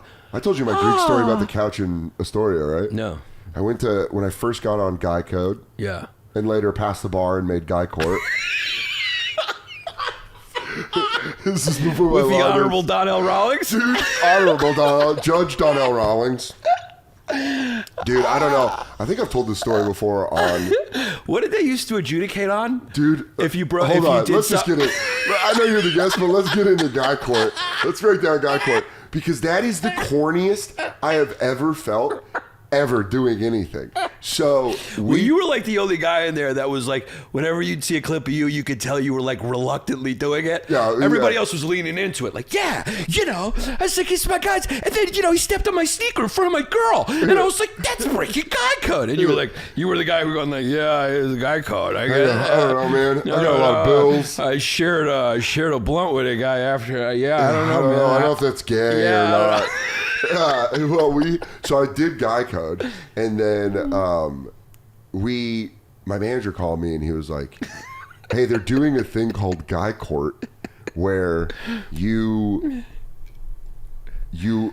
prosecute or defend guys from breaking Guy Code. And I was like, no. And my manager just, real throwaway line, he goes, you know what? We'll ask for like crazy money. And then it's not on you for saying no. Yeah. And I remember exactly where I was. I was near Times Square, and he called me, and I picked up. He goes, they said, yes, you got to do 4 episodes. And I was like, no. I went and got my hair cut. But you changed your tune once you found out it was the Honorable Donnell Rawlings. I love that it was. I did like that it was Yeah. Donnell as the judge. Yeah. But I remember I went and got a haircut, and my friend cut my hair too short, so I looked like I had like a cop haircut. Yeah. And then they don't give you a tailored suit. Yeah. So they put me in a boxy suit, and I was like, oh, what's the first case? And they're like, a guy thinks it's breaking Guy Code to listen to R&B in the car with your friend. And I was like, all right, what side am I on? And they're like, you're the prosecution, that it should not be allowed. Did at any moment you just want to tell them the truth and go, wait a second, is this show just for the blacks? At one point during Guy Code season 4, while I was filming, I go, is all the advice in here homophobic? Yeah. Because all the advice was like, you stretch in front of your friends. Yeah. Like, you better not stretch. I'm like, you know how many popped hamstrings you're gonna have? Yeah. Because guys were like, this dude's gonna try to fuck my butt. Yeah. And you're like, I don't think he is.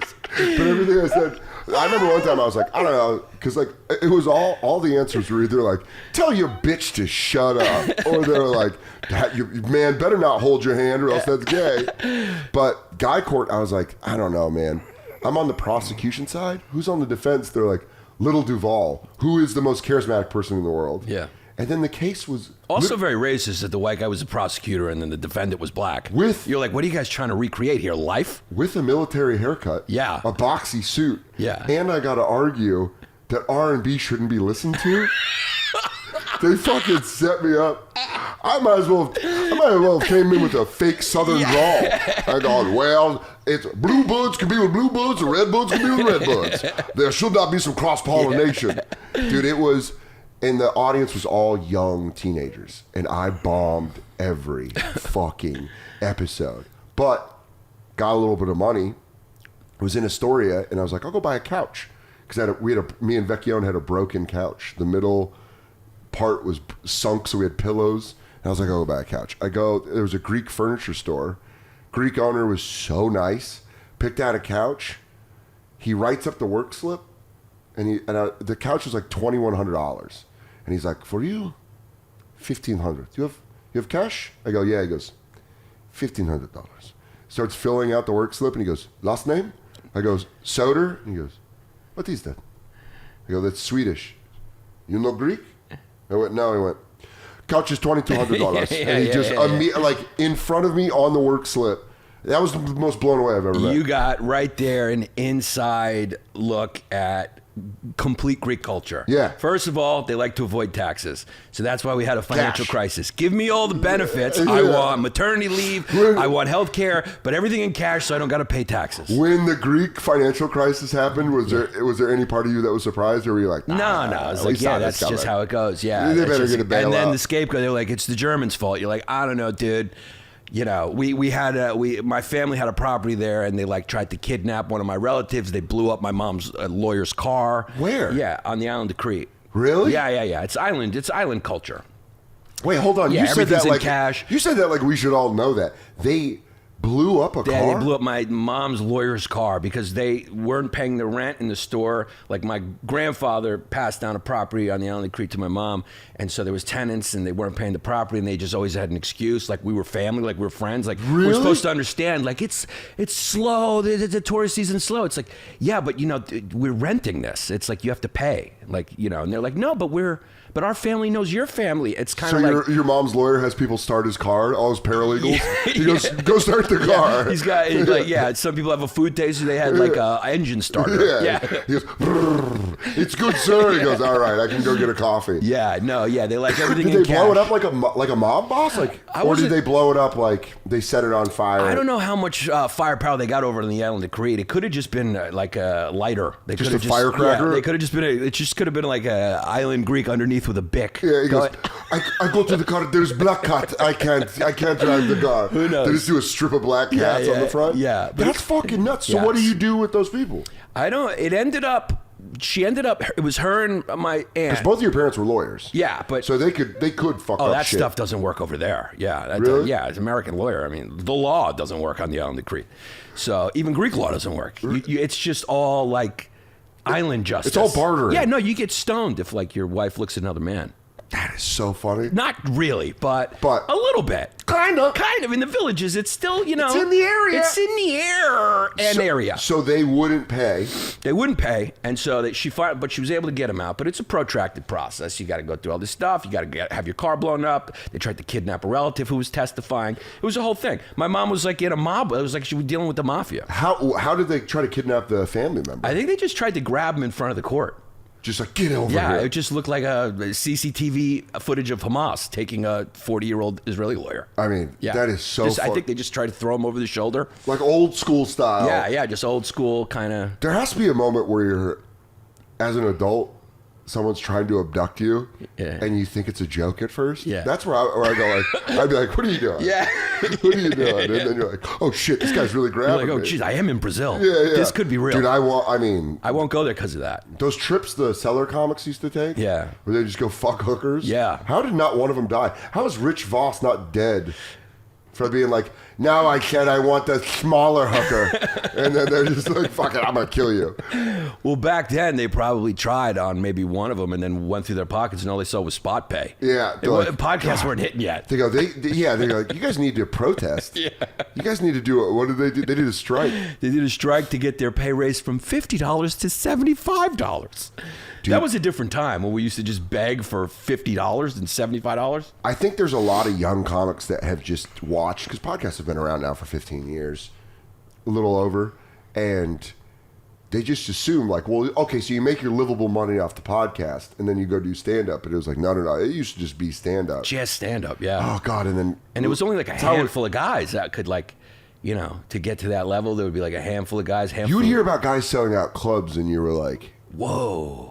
I remember me, you, and Nate went and watched Bill Burr run his hour for Let It Go. Caroline's. I always say it's the best hour of live stand-up comedy I've ever seen. That was great. Remember, you and I both talked about this, but we were like, it felt like 20 minutes. Yeah. And he did 70. Yeah.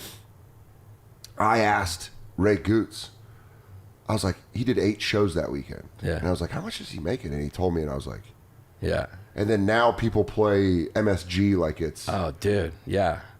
It's like we sell out clubs now, and we're like, it's pretty good. And we're like, yeah, no one's doing it. It's like that's how it starts. 40 comedians doing like... Because I remember... arenas. When I first started headlining, it would be like, my ticket sales would be so bad, the club would make me feel better by being like, we got an America's Got Talent guy. Those coming. are always the best. That was always There's a hockey game. Some girls having a birthday somewhere. And you're like, it makes me feel better. They're at the birthday. You know what one of my favorite ones was? It was at Bananas in Hasbrook Heights. Oh. I showed up for the Saturday shows, and they go, so your ticket sales weren't great. Also, there was a quinceañera that reserved the main room. So I was in the side room of that old Holiday Inn, which I kept saying on stage is where they kept all the folding chairs, because that's what it looked like. It was like a long room. And at one point, I was just bombing, and you could hear the bass from the quinceañera, like all the dancing. I was like, guys, if I hear one more Pitbull song through the wall and I don't get a laugh, I'm going to hang myself upstairs. And people were like, oh. And you're like, oh, dude, it was... Yeah, Bananas. I remember their backdrop was just a cutout banana from like construction paper. And they and they had bananas around the stage, and you're like, guys, come on. Yeah, and then you get a check with a banana on it. Oh my God. Hey, I was happy to do it. I was too. You used to do a lot of stand up. You were my first.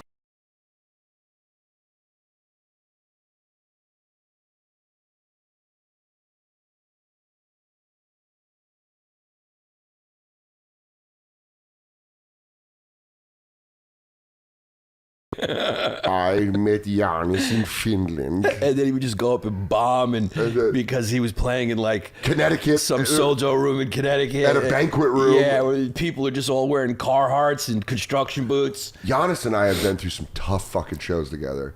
But I remember the first time we ever met Pete Davidson when he was 15 was at that benefit at that bar in Staten Island. Yeah. And it was 100 degrees out and the air conditioning broke. Yeah. And that was at Looney Bin? No, that was at it was called like, hey everybody, hitting the road in 2024. A lot of fun shows coming up. February 3rd, I'm going to be at New York Comedy Club in Stamford, Connecticut. February 4th, I'm going to be at the Funny Bone in Hartford. Then February 17th, 2 shows at the Wilbur Theater in Boston. First show almost sold out, so get tickets before it does. Second show, there's tickets available. DanSoder.com for all those. And then Cleveland, Ohio, coming to Hilarities, one of my favorite clubs. I'm going to be there February 22nd through February 24th. So the month of February is all up at DanSoder.com. We'll see you in Connecticut, in Massachusetts, and in Ohio. DanSoder.com. Thanks for listening to the podcast or following me, whatever. However you took this. Thank you. And that was at Looney Bin? No, that was at it was called like Screwballs or something. It was a sports bar that had a showroom. Screwballs. It was a Yankee bar. There was a Yankee game on, and everyone was in the bar. Oh, remember that? Yeah, it was a Staten Island bar. Yeah, that had a showroom on the side. And we had to finish the show because a Bon Jovi cover band was going on. So there was all these. So we had to do an earlier show. Yeah. I remember. Yeah. And Pete was like 15, smoking cigarettes, and I was like, "Who's this kid?" Yeah, I was like, "Who's this kid's mom?" Yeah, and I was like, "Chill, Giannis." I do remember that. I was trying to be the dad I never had, and meanwhile you're going like, he's almost out of the house. Yeah, he's 50. His mom was like 30 something. I was like, he looks pretty good. I remember 2 things about that. I remember bombing 3 things. I remember bombing really hard. I remember you telling the audience, you're like, if there was a worst audience draft, you would be the first pick, first round. You guys suck. And that was the first time I ever saw an Asian dude with a Staten Island accent. That's always alarming. Yeah. Because I was at the bar buying beers. I was still drinking. Yeah. I was at the bar buying beers, and I hear this guy like, I don't know what the fuck they want. What? Pettit's done. He's fucking cooked. Why did the Yankees still got him on? And I'm like, who's this Ginzo? And I look over, and it was an Asian dude, and I was like, I had to wait for him to talk. Larry Wong. Yeah. Larry Chang. Yeah. I know it's Larry Chang and my dad, whatever. He's got the dry cleaning business down in Dungan Hills. It's like when you go to a McDonald's in like England and you see a black dude and he's got like cuts in his eyebrows and he's like, "Hello, would you like a Whopper?" And you're like, "What? Yeah, what the fuck? What the hell is that?" Yeah, we're used to our American stereotypes. Yeah. Did you ever go do comedy in Greece? No, I haven't done comedy in Greece. Yeah, I have not. Have you? I have not, but it's funny. Like I was texting with Bert, and Bert told me about it because he was doing it, and he was like, he was doing the Acropolis. Oh yeah, I saw and then that. he goes, "You got to do it," and I'm like, Bert, "It's funny. Those guys that are so high up there, like, you got to come do this. They'll love you." I'm like, guy. I'm not just going to jump straight to the Acropolis. I'm in Spokane. Yeah. I'm in Louisville at the Comedy Club. I'm not going from the Acropolis. Buddy, I need you to post about helium buffalo. It's like when a friend of yours goes, yeah, man, having kids isn't bad. Like a rich friend goes, it's not, having kids isn't bad. You just got to get yourself a night nurse and a nanny. Exactly. It's fine. So it's funny. Katie's brother. Katie Nolan's brother. Katie Nolan's brother. My soon-to-be brother-in-law, Kevin. They got a night nurse. And it was funny watching him talk to his friends. We like on chat playing video. You like hear him talk to his friends that don't have night nurses, and you're like, "Oh, I bet that is." Wait, did you guys get a night nurse? No, I got a mother-in-law. She's a night nurse. So she just stays. She's with us all the time. Without the mother-in-law, I mean, I don't know how people have 3 kids because you're outnumbered if you have 3. I've heard one. Yeah. 1 is 1, and then 2 is a million. 2 is like my friend told me that. Yeah, it's true. My best friend Garape had a daughter, Claire. She was like 3 or 4, and then they got pregnant again. It was twins, and he tried to stuff them back in. Dude, I've never seen someone's. Obviously, he loves his daughters. Yeah, but it was the first time I ever saw someone be real about it, where they were like real, like, fuck. Yeah, we wanted 1, and we got 2. Yeah, and they love them, but you're like, that's so much. It's like a stand-up comic can understand it because it's like doing stand-up on the come up.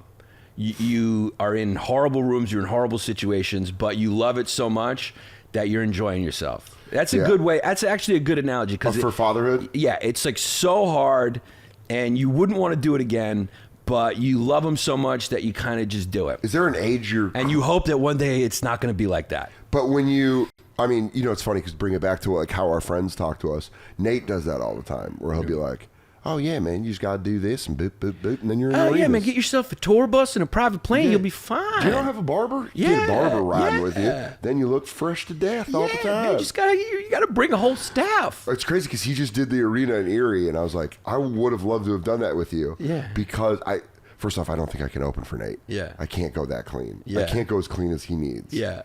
Yeah. Even then, he's got children at the show sometimes. So we watched Katie Nolan, and I went to a theater in Newark and watched Nate, and it was gorgeous. It was like this gorgeous 4,000-seat theater, and I found a 12-year-old that was just not into Nate, and I couldn't watch anything else. I just watched this kid keep shifting, being like, and his parents Nate's murdering, and this one kid's like, you can just tell he's like, I want to get on my phone. Yeah. Well, he's 12. Yeah. Yeah. So his parents brought him, he's like, yeah. I bet his parents brought him being like, this is really good. You're going to love this. And he's like, oh. Yeah. I want to watch Drewski. Yeah. There's no buts when someone recommends Nate to their friend or family member. They don't go but. There's no buts, right? If someone was going to recommend me, they go, yeah, I think he's funny. But he's coming in political. He's getting a little bit of that. He might get he curses a lot. Yeah, it is funny. There's a but. You can recommend Nate to anybody. Oh, dude, you could recommend him to like anyone. Like Burr, obviously, is one of the greatest of all time. But you go, would but he's going to say a few things off color about the ladies. Yeah, white women, not a fan. J.R. Christen's funny. But if you're Chinese and you got small hands, you might want to stay out of the front row. I want to see you and Stavros do a show in Greece. Yeah. But would you know enough Greek? No, I'd have to lean on him. You'd have to lean on him? Yeah, Stavros, so this is the Greek immigrant journey, right? Yeah. My grandparents had a diner. That's how it starts, right? So it really is. It all starts with a diner. Yeah. Dude, it's kind of like when my Irish families, they all have drinking problems. Yeah. And you go like, oh, it really is true. It's actually just like that. So like the drinking problem lasts for like a generation or two, and then the diner stops. problem? Yeah, so the diner starts for like a generation or two, and then it turns into like, we don't do diners anymore. Just like the Irish, like, we don't do alcohol anymore. That's like, go get your shine box. So you're like, go get me an omelet. Yeah, I don't know if you know this. We don't do diners, but you've been away a long time. It's the same thing as like, I don't drink anymore. Yeah. It's the same thing. Yeah. That's so funny. Stavros is probably like just one I'm 2 generations removed from the diner. He is because his mom worked. Yeah. Yeah. Yeah, So I'm that's 2 generations. So I'm diner, lawyers, and then I pulled it back to comedy. Yeah. He went up, I went down. So, so did your parents speak Greek in the house? Yeah, they could. Everyone in my family's fluent. Even my special needs brother speaks more than I do. Why didn't you pick it up? Because was it like a rebellion thing? I think it was a little rebellion thing. I think they were tired. I think they ignored me. I think How you're the baby? I'm the baby by a lot. By a lot? By a That's lot. what I was going to ask. Yeah, that's why I'm on stage going, look at me. Yeah, I'm a baby, more baby love. Notice me. I'm an only child going like, please acknowledge my existence. Yeah. I get it. Yeah. Did you? But you know some. Did you know it when you were a kid? Because they always say like that. I knew a little bit more when I was a kid. A little bit more. And then there was no interest in just you learning completely. Yeah, Greek is one of those things where you're going like, Spanish, you're going like, this is going to be useful, and then Greek, you're going like, it's like learning Bulgarian. Yeah, you're like, what am I going to go back to? Have to move to a very specific town and know it. Yeah, Spanish and French kind of useful. Yeah, I disagree about French. I took French in high school. It was the stupidest move I ever made. I bet you it's good to talk dirty in. I don't know it. Yeah. I should have learned Spanish. I worked in enough restaurants. I should have learned Spanish. Yeah. French, you're like, bonjour. And they're like, you said it wrong. Yeah. Okay. And then Okay. you're like, I'm sorry. Quoi? No, they go quoi? Yeah. Quoi? Je suis Dan. Yeah. Like, no, and they'll do that in this country. Yeah. They'll be here and be like, quoi? You give you a shit for not pronouncing it right. You're like, hey, Frenchie. Dude, the worst was when 2008, you and Nate came by and saw me at Dos Caminos, but when the crash happened and our dollar was shit. Well, we didn't feel the crash at that point. No. That was with the good old days. We're like, there's an economic recession. You're going like, cool, that brings everyone down to our level. For real. Yeah. It almost made stuff affordable. Yeah. Where you're like, this is pretty cool. Yeah. If you're poor, pray for another crash. Yeah, it's just fine. Because it really does. I didn't feel it. Yeah. I was like, dude, cigarettes got a little bit cheaper. Yeah. But the European, the euro and all the money in Europe went way over the dollar. So it was just Euro trash central on that cafe. Oh, dude. And the amount of people I had to deal with, I was like... You want to hear a funny story? This is a true story. A comic in Norway. Norway is so expensive. Yeah. So this comic in Norway told me that he went to buy a stroller in America because it was cheaper to buy the stroller. This is a true story. To buy the stroller in America with the plane ticket than buying a stroller in Norway. So fly here, buy a stroller, just to ship buy a it stroller. back. Yeah, or I don't know, maybe put it on the plane. And then fly it back. And fly back was cheaper than buying a stroller. Dude. And I told him, I was like, you got to make a movie about that. That's hilarious. Yeah, they were throwing our money at us in 2008. Because I remember when the crash happened, I saw all of the Wall Street guys came in and got hammered. Blackout. Yeah. Made so much money that day. Yeah. And then after that, it was just Europeans. Yeah. It was just Spaniards. Yeah. Italians. That was mostly it. Yeah. And they would not tip. Yeah. They were like our Costa Rica. We were like their Costa Rica. They're just like, what? Yeah. It's all inclusive. Yeah. It really did feel like that. It was like Thailand for them. Dude, they treated us like Thailand. Yeah. I'm surprised I didn't have to massage a couple Italian guys. Being like, I'm going to hop up on the table. Why don't you whack me off? How many times you get called like big guy or... Every day. Yeah. Every day. Yeah. From the American guy. Did anyone ever go boy? That happened a lot after 2008. Garçon. Yeah. Boy. Yeah. They go, boy, Coke Light. That's no Diet Coke. Yeah. Coke Light. Coke Light. And then Garçon. Water with bubbles? Did you ever get one of those? It was water with gas. Water with gas. That's water what with it gas, is. Water with no gas. Yeah. Water with gas is bubbles. Yeah. First time I They heard shouldn't be able to say that in Germany, though. Like, water with gas. And you're like, no, bubbles for you. It's bubbles. They go, okay, can we have Aryan water? And they go, no. They, it was interesting because I'd never really waited tables before. I'd always just been a busboy. And then waiting on Europeans. That's a big jump. I lied. Yeah. My friends. You have to lie on your resume to become a waiter. Yeah. Yeah. When I moved here in 2007, my friend's brother-in-law was the executive chef. And he's like, I can get you a job. He's like, how long have you been waiting tables? I was like, I haven't waited tables. I was only a busboy. In his face, he was like it was clear my friend lied to him. And he was like, all right. You have to take a food test. I had to take like tests, and I got them all wrong. And then he just sat in a booth with me and went through the answers. It was one of the most pathetic I've ever felt in my life. What's the food test entail? They just got to know. They're like, where do you put the knife? Where do you put the fork? Oh. How do you clear from the left? This was back when Dos Caminos was really trying to be a upscale restaurant. Yeah. They were like, we're upscale Mexican. Yeah. And they wanted you to do all the proper things. Yeah. Because the restaurant had just opened. Yeah. And when restaurants open, they really try. Yeah. They're like, we really want you to do this. And I was so stupid. Watching people's faces be like, that's not how you do it. I didn't know how to open a bottle of wine.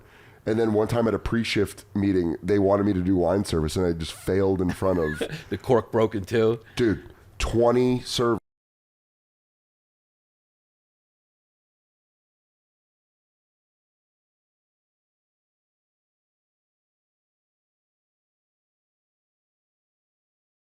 When you were talking, I was like, that's probably why I like kind of moseyed along and took my time making it in New York, because I think it is an advantage in an ironic way to move here and like have to hustle, because it motivates you to I think get out of it. I absolutely agree with that. Yeah. A lot of my friends... I was like living at home. Yeah, a lot of my friends that live Yeah. in New York, they didn't feel the pull that all of us that moved here did. Yeah, I was living at home. I Yeah. had no rent. It was like... Well, you and Jesse had that rent-controlled we had the apartment. rent-controlled spot from our friend who grew up there. And you guys were making videos. Yeah. You guys were like doing stuff during the day, and I was so jealous of that. Because you had to work. Yeah. Well, I had to go, like, we'd do cabin. We'd get blackout at Cabin Bar, and I'd have to be up at 10 a.m. to set up the cafe. Yeah, yeah. Oh, that sucked. Yeah. Oh, that sucked. But you're right. It was like this thing of, if you move to L.A. or New York, I think if you move there, it's a way different experience. Yeah, because you're just on the hustle from the beginning. Yeah, that's why And I you're went so to, motivated to get out of a restaurant. Yeah, that's why I left Colorado, was because I was like, dude, if I go to like CSU or CU, I'll just want to hang out. Right. I'll just go back to my mom's house, do my laundry. Yeah. Not really try, Yeah. Arizona, while I necessarily didn't really like going to school there, I liked what it made me do. I liked that I like got into radio. I got into stand-up because I was like, dude, this all sucks. Yeah. I got to find something I like. Yeah. But New Yorkers, you guys are just living here. So you're like... We're also living in the place that like everyone comes. Yeah. So it's not just like staying at home. It's like, it's an extra comfort. Like, yeah, you're like this. You're welcome to my my everyone's city. coming here. It's not like you're living in Poughkeepsie. Yeah. It's like you're People are pumped to be here. Yeah, people are pumped. Everyone comes here. Yeah, So- that's the resentment I had with everyone starting to move to Denver. Yeah. Is they started getting that feeling of like Denver, and you're like, it's all right. It's a cow town, and you start like turning against it when you leave. Yeah. You're like, fuck you. Yeah. It sucks. I mean, I love Denver, but at the same time, it was like I started getting mad at all the transplants that were trying to out Denver me. Has anyone ever tried to out New York you? I think that's a thing. I think when people move to a place, They wanna prove that they love it more than you. and they want to prove that they're like indigenous. I'm a New Yorker. So I would never call myself a New Yorker. Yeah, I would never call myself a New Yorker. They overdo the accent a few things. Be like, Oh, a hot dog. yeah, you want to go get a hot dog? A hot dog. Yeah. Look at the stairs. Yeah, it's over there in the drawer. Yeah, that's like I see people doing that when I go back to Denver, and they're like, I moved here in 2008. I live on hiking trails. And you have to understand, if I don't have my trail mix, Yeah. if I don't bike to work with my fleece on, it's not a good day. What do I want for Christmas?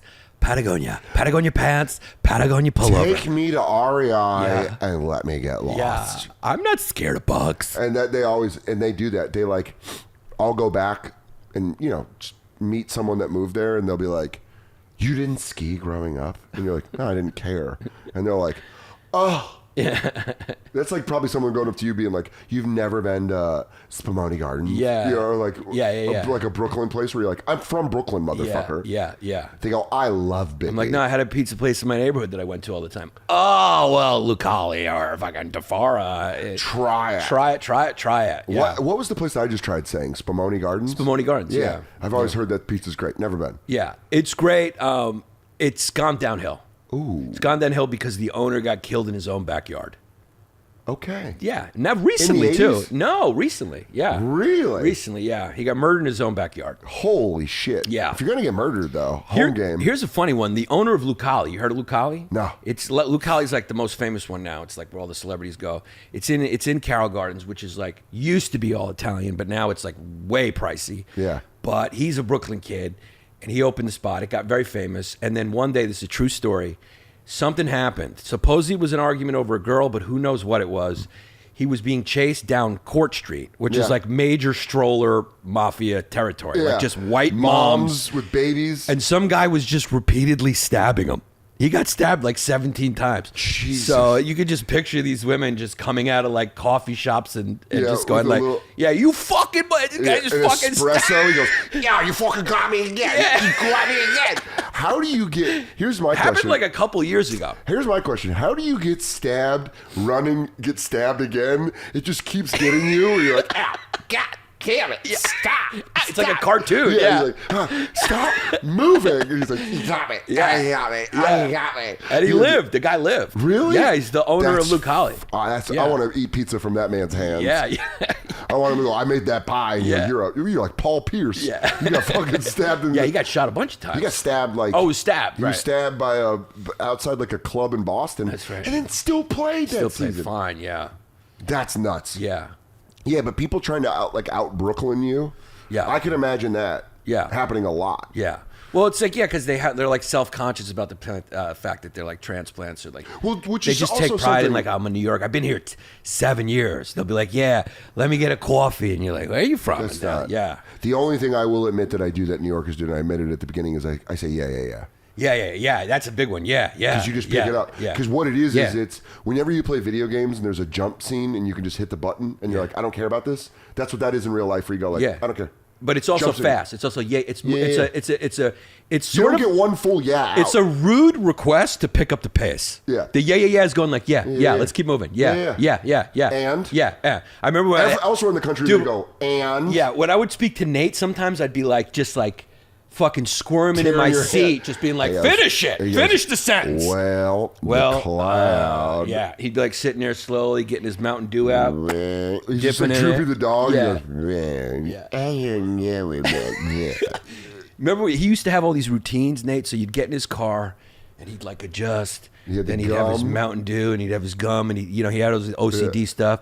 And then he would wait, and you're sitting there. It's cold in the winter, Yeah. and you're like, "Let's get the engine going, heat." But he'd have to get his dip. He'd have to put it in, then he would check Yeah. his teeth in the mirror. And he'd just be talking Yeah. to you the whole time. He'd be like, yeah, that crowd sucks. Yeah, and you're I like, think I'm gonna go drive, go, move, talk.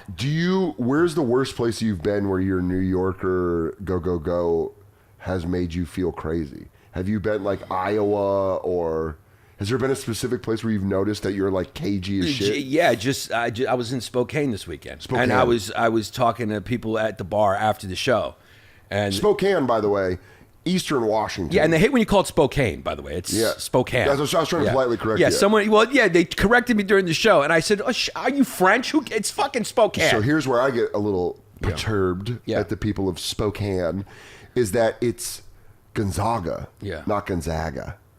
So if you say Gonzaga, Yeah. they go, it's Gonzaga. Yeah.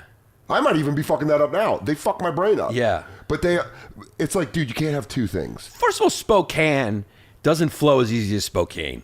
It's also Kane. Yeah, so that's what I said. I said, if you want it to be Spokane, spell it different, because it's spelled Spokane. It's such a New Yorker Yeah. thing to do. You go, Change "Hey, it for this- me." This sucks. Yeah. I look like an asshole. Change it. Change it. Yeah. Spokane is beautiful. It's gorgeous. But it is Eastern Washington. In summer, Yes. it's cold. It's very cold. Yeah, it's cold. It's also, a lot of people don't know this because they always think Pacific Northwest is like, I'm crunchy and I don't drive a car. Eastern Washington, Eastern Oregon, Yeah. real red. Real red. Not surprising. Yeah. Eastern Washington, Yeah. real KKK. Oh, they got the real ones out The, there. Yeah. the KKK stronghold is, I think, it's in Beaverton, Oregon. I always wonder about those places like Idaho.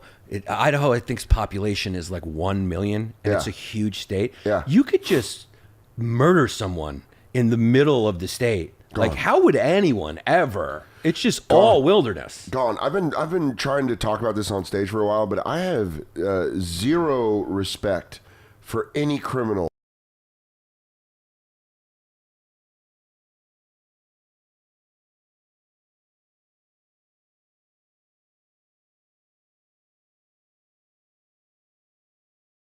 Dillinger. They're like, here's the greatest bank robber of all time. It's like, just put me back there. Yeah. Watch me absolutely eclipse his numbers. Because I just got to put on a wacky nose, and you guys' fucking minds are blown. Yeah.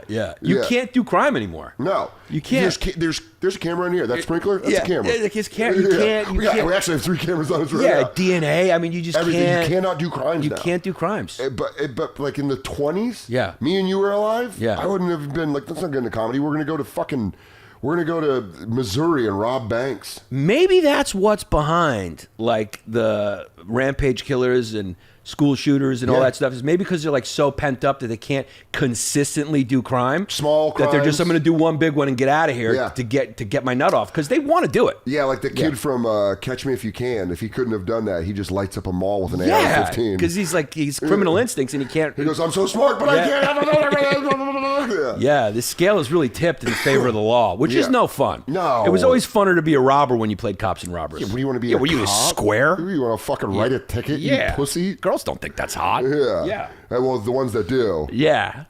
They really like to get choked in the bedroom. There's always a yin to the yang. The badge bunnies? Yeah. Dude, badge bunny is such a funny term. What, they like cops? There's women that are just... So it's like chuckle fuckers for cops? 100%. And they're called badge honeys? Yeah, like... We just called them Italian women in New York, right? Yeah. They're we like just went out. Conservative Italian women. I'm a nurse. He's a cop. Benefits are good. I don't know. He spends his day busting up black dudes. I spend the day fixing them up. and then we go home and fuck. And then we go home and bang. That's one of the best lines I've ever heard. He goes, it's a one-stop shop. That was when a line is so good. I was about to keep talking, and then it hits you a little late. You're like, oh shit, he just said that. And My husband bowls him over, beats the piss out of him. I sew him back up. I sew him back up. Rinse and repeat. That's what it was. That's what we do. My parents live upstairs. His parents live downstairs. Our grandparents live above them. Bang, and bang, then boom. My grandparents live next door. You wear a Boston Red Sox hat, I'm gonna fucking split your head. Yeah. Yeah, dude, it is. I think that's what I think you have a good point. I think that was one of the greatest things I've ever heard. I don't want to go too fast. I don't want to go too fast past that. Yeah. That was a great line. Yeah. Well, I think we hit on that. Really something. just sums up a real fucking working class ethnic New York family right like there. Bang, bang, boom. It's a fucking. What does my dad do? What does my dad do? What does my mom do? My mom's a nurse. My dad's a cop. So my dad busts up the blacks and my mom sews them up. And then I talk like I'm at home. To drive them wild. Yeah, I drive wild. I listen to a couple rap albums. And then I cheer hard for the Knicks, and not the Knicks that my dad likes. Listen, we don't want them in the neighborhood, but we definitely respect their fucking style and the starter jackets. Yeah. I appreciate it. Dude, I love you so much. Thanks for coming on here and hanging out, dude. Thanks. It's good to be here. YanisPappas.com. Listen. YanisPapasComedy.com. I fuck this up with everybody. No, come see me in Portland. Come see me in Vancouver. Because it's theaters. I need help with the tickets. Fuck yeah, dude. Yeah. Fuck yeah. Yeah, and listen to the Giannis Pappas Hour. Giannis Pappas Hour is, I'm going to come by and do it. We haven't done I need it in a you while. again. Yeah, we'll come by. We'll come back out and do it again. It's hanging out with you is just the most fun. I knew this was going to be easy. It was fun as hell. Yeah, just sitting around. Yeah. Thanks for coming to my. When's Katie Nolan come home? Katie Nolan's home. I want her autograph. You want her autograph? Yeah. You're going to meet the dog and Katie Nolan. I can't wait to meet the dog. It's going to happen. Yeah. You want to take her for a walk to the dog park and get an espresso? I'm as a New Yorker. Yeah. As a full-fledged New Yorker, I would never say that. This is such a New York building. I came in here. I was like, Dan is New York now. Yeah, but I'm still Colorado where I go. Well, look at the sweatshirt. Arizona. I touch my fake cowboy hat. I go, and these are all people living in here. Well, golly, I ain't never seen people stacked on top of each other like this. Damn, it's a 3-dog night. I love you, Giannis. Take care.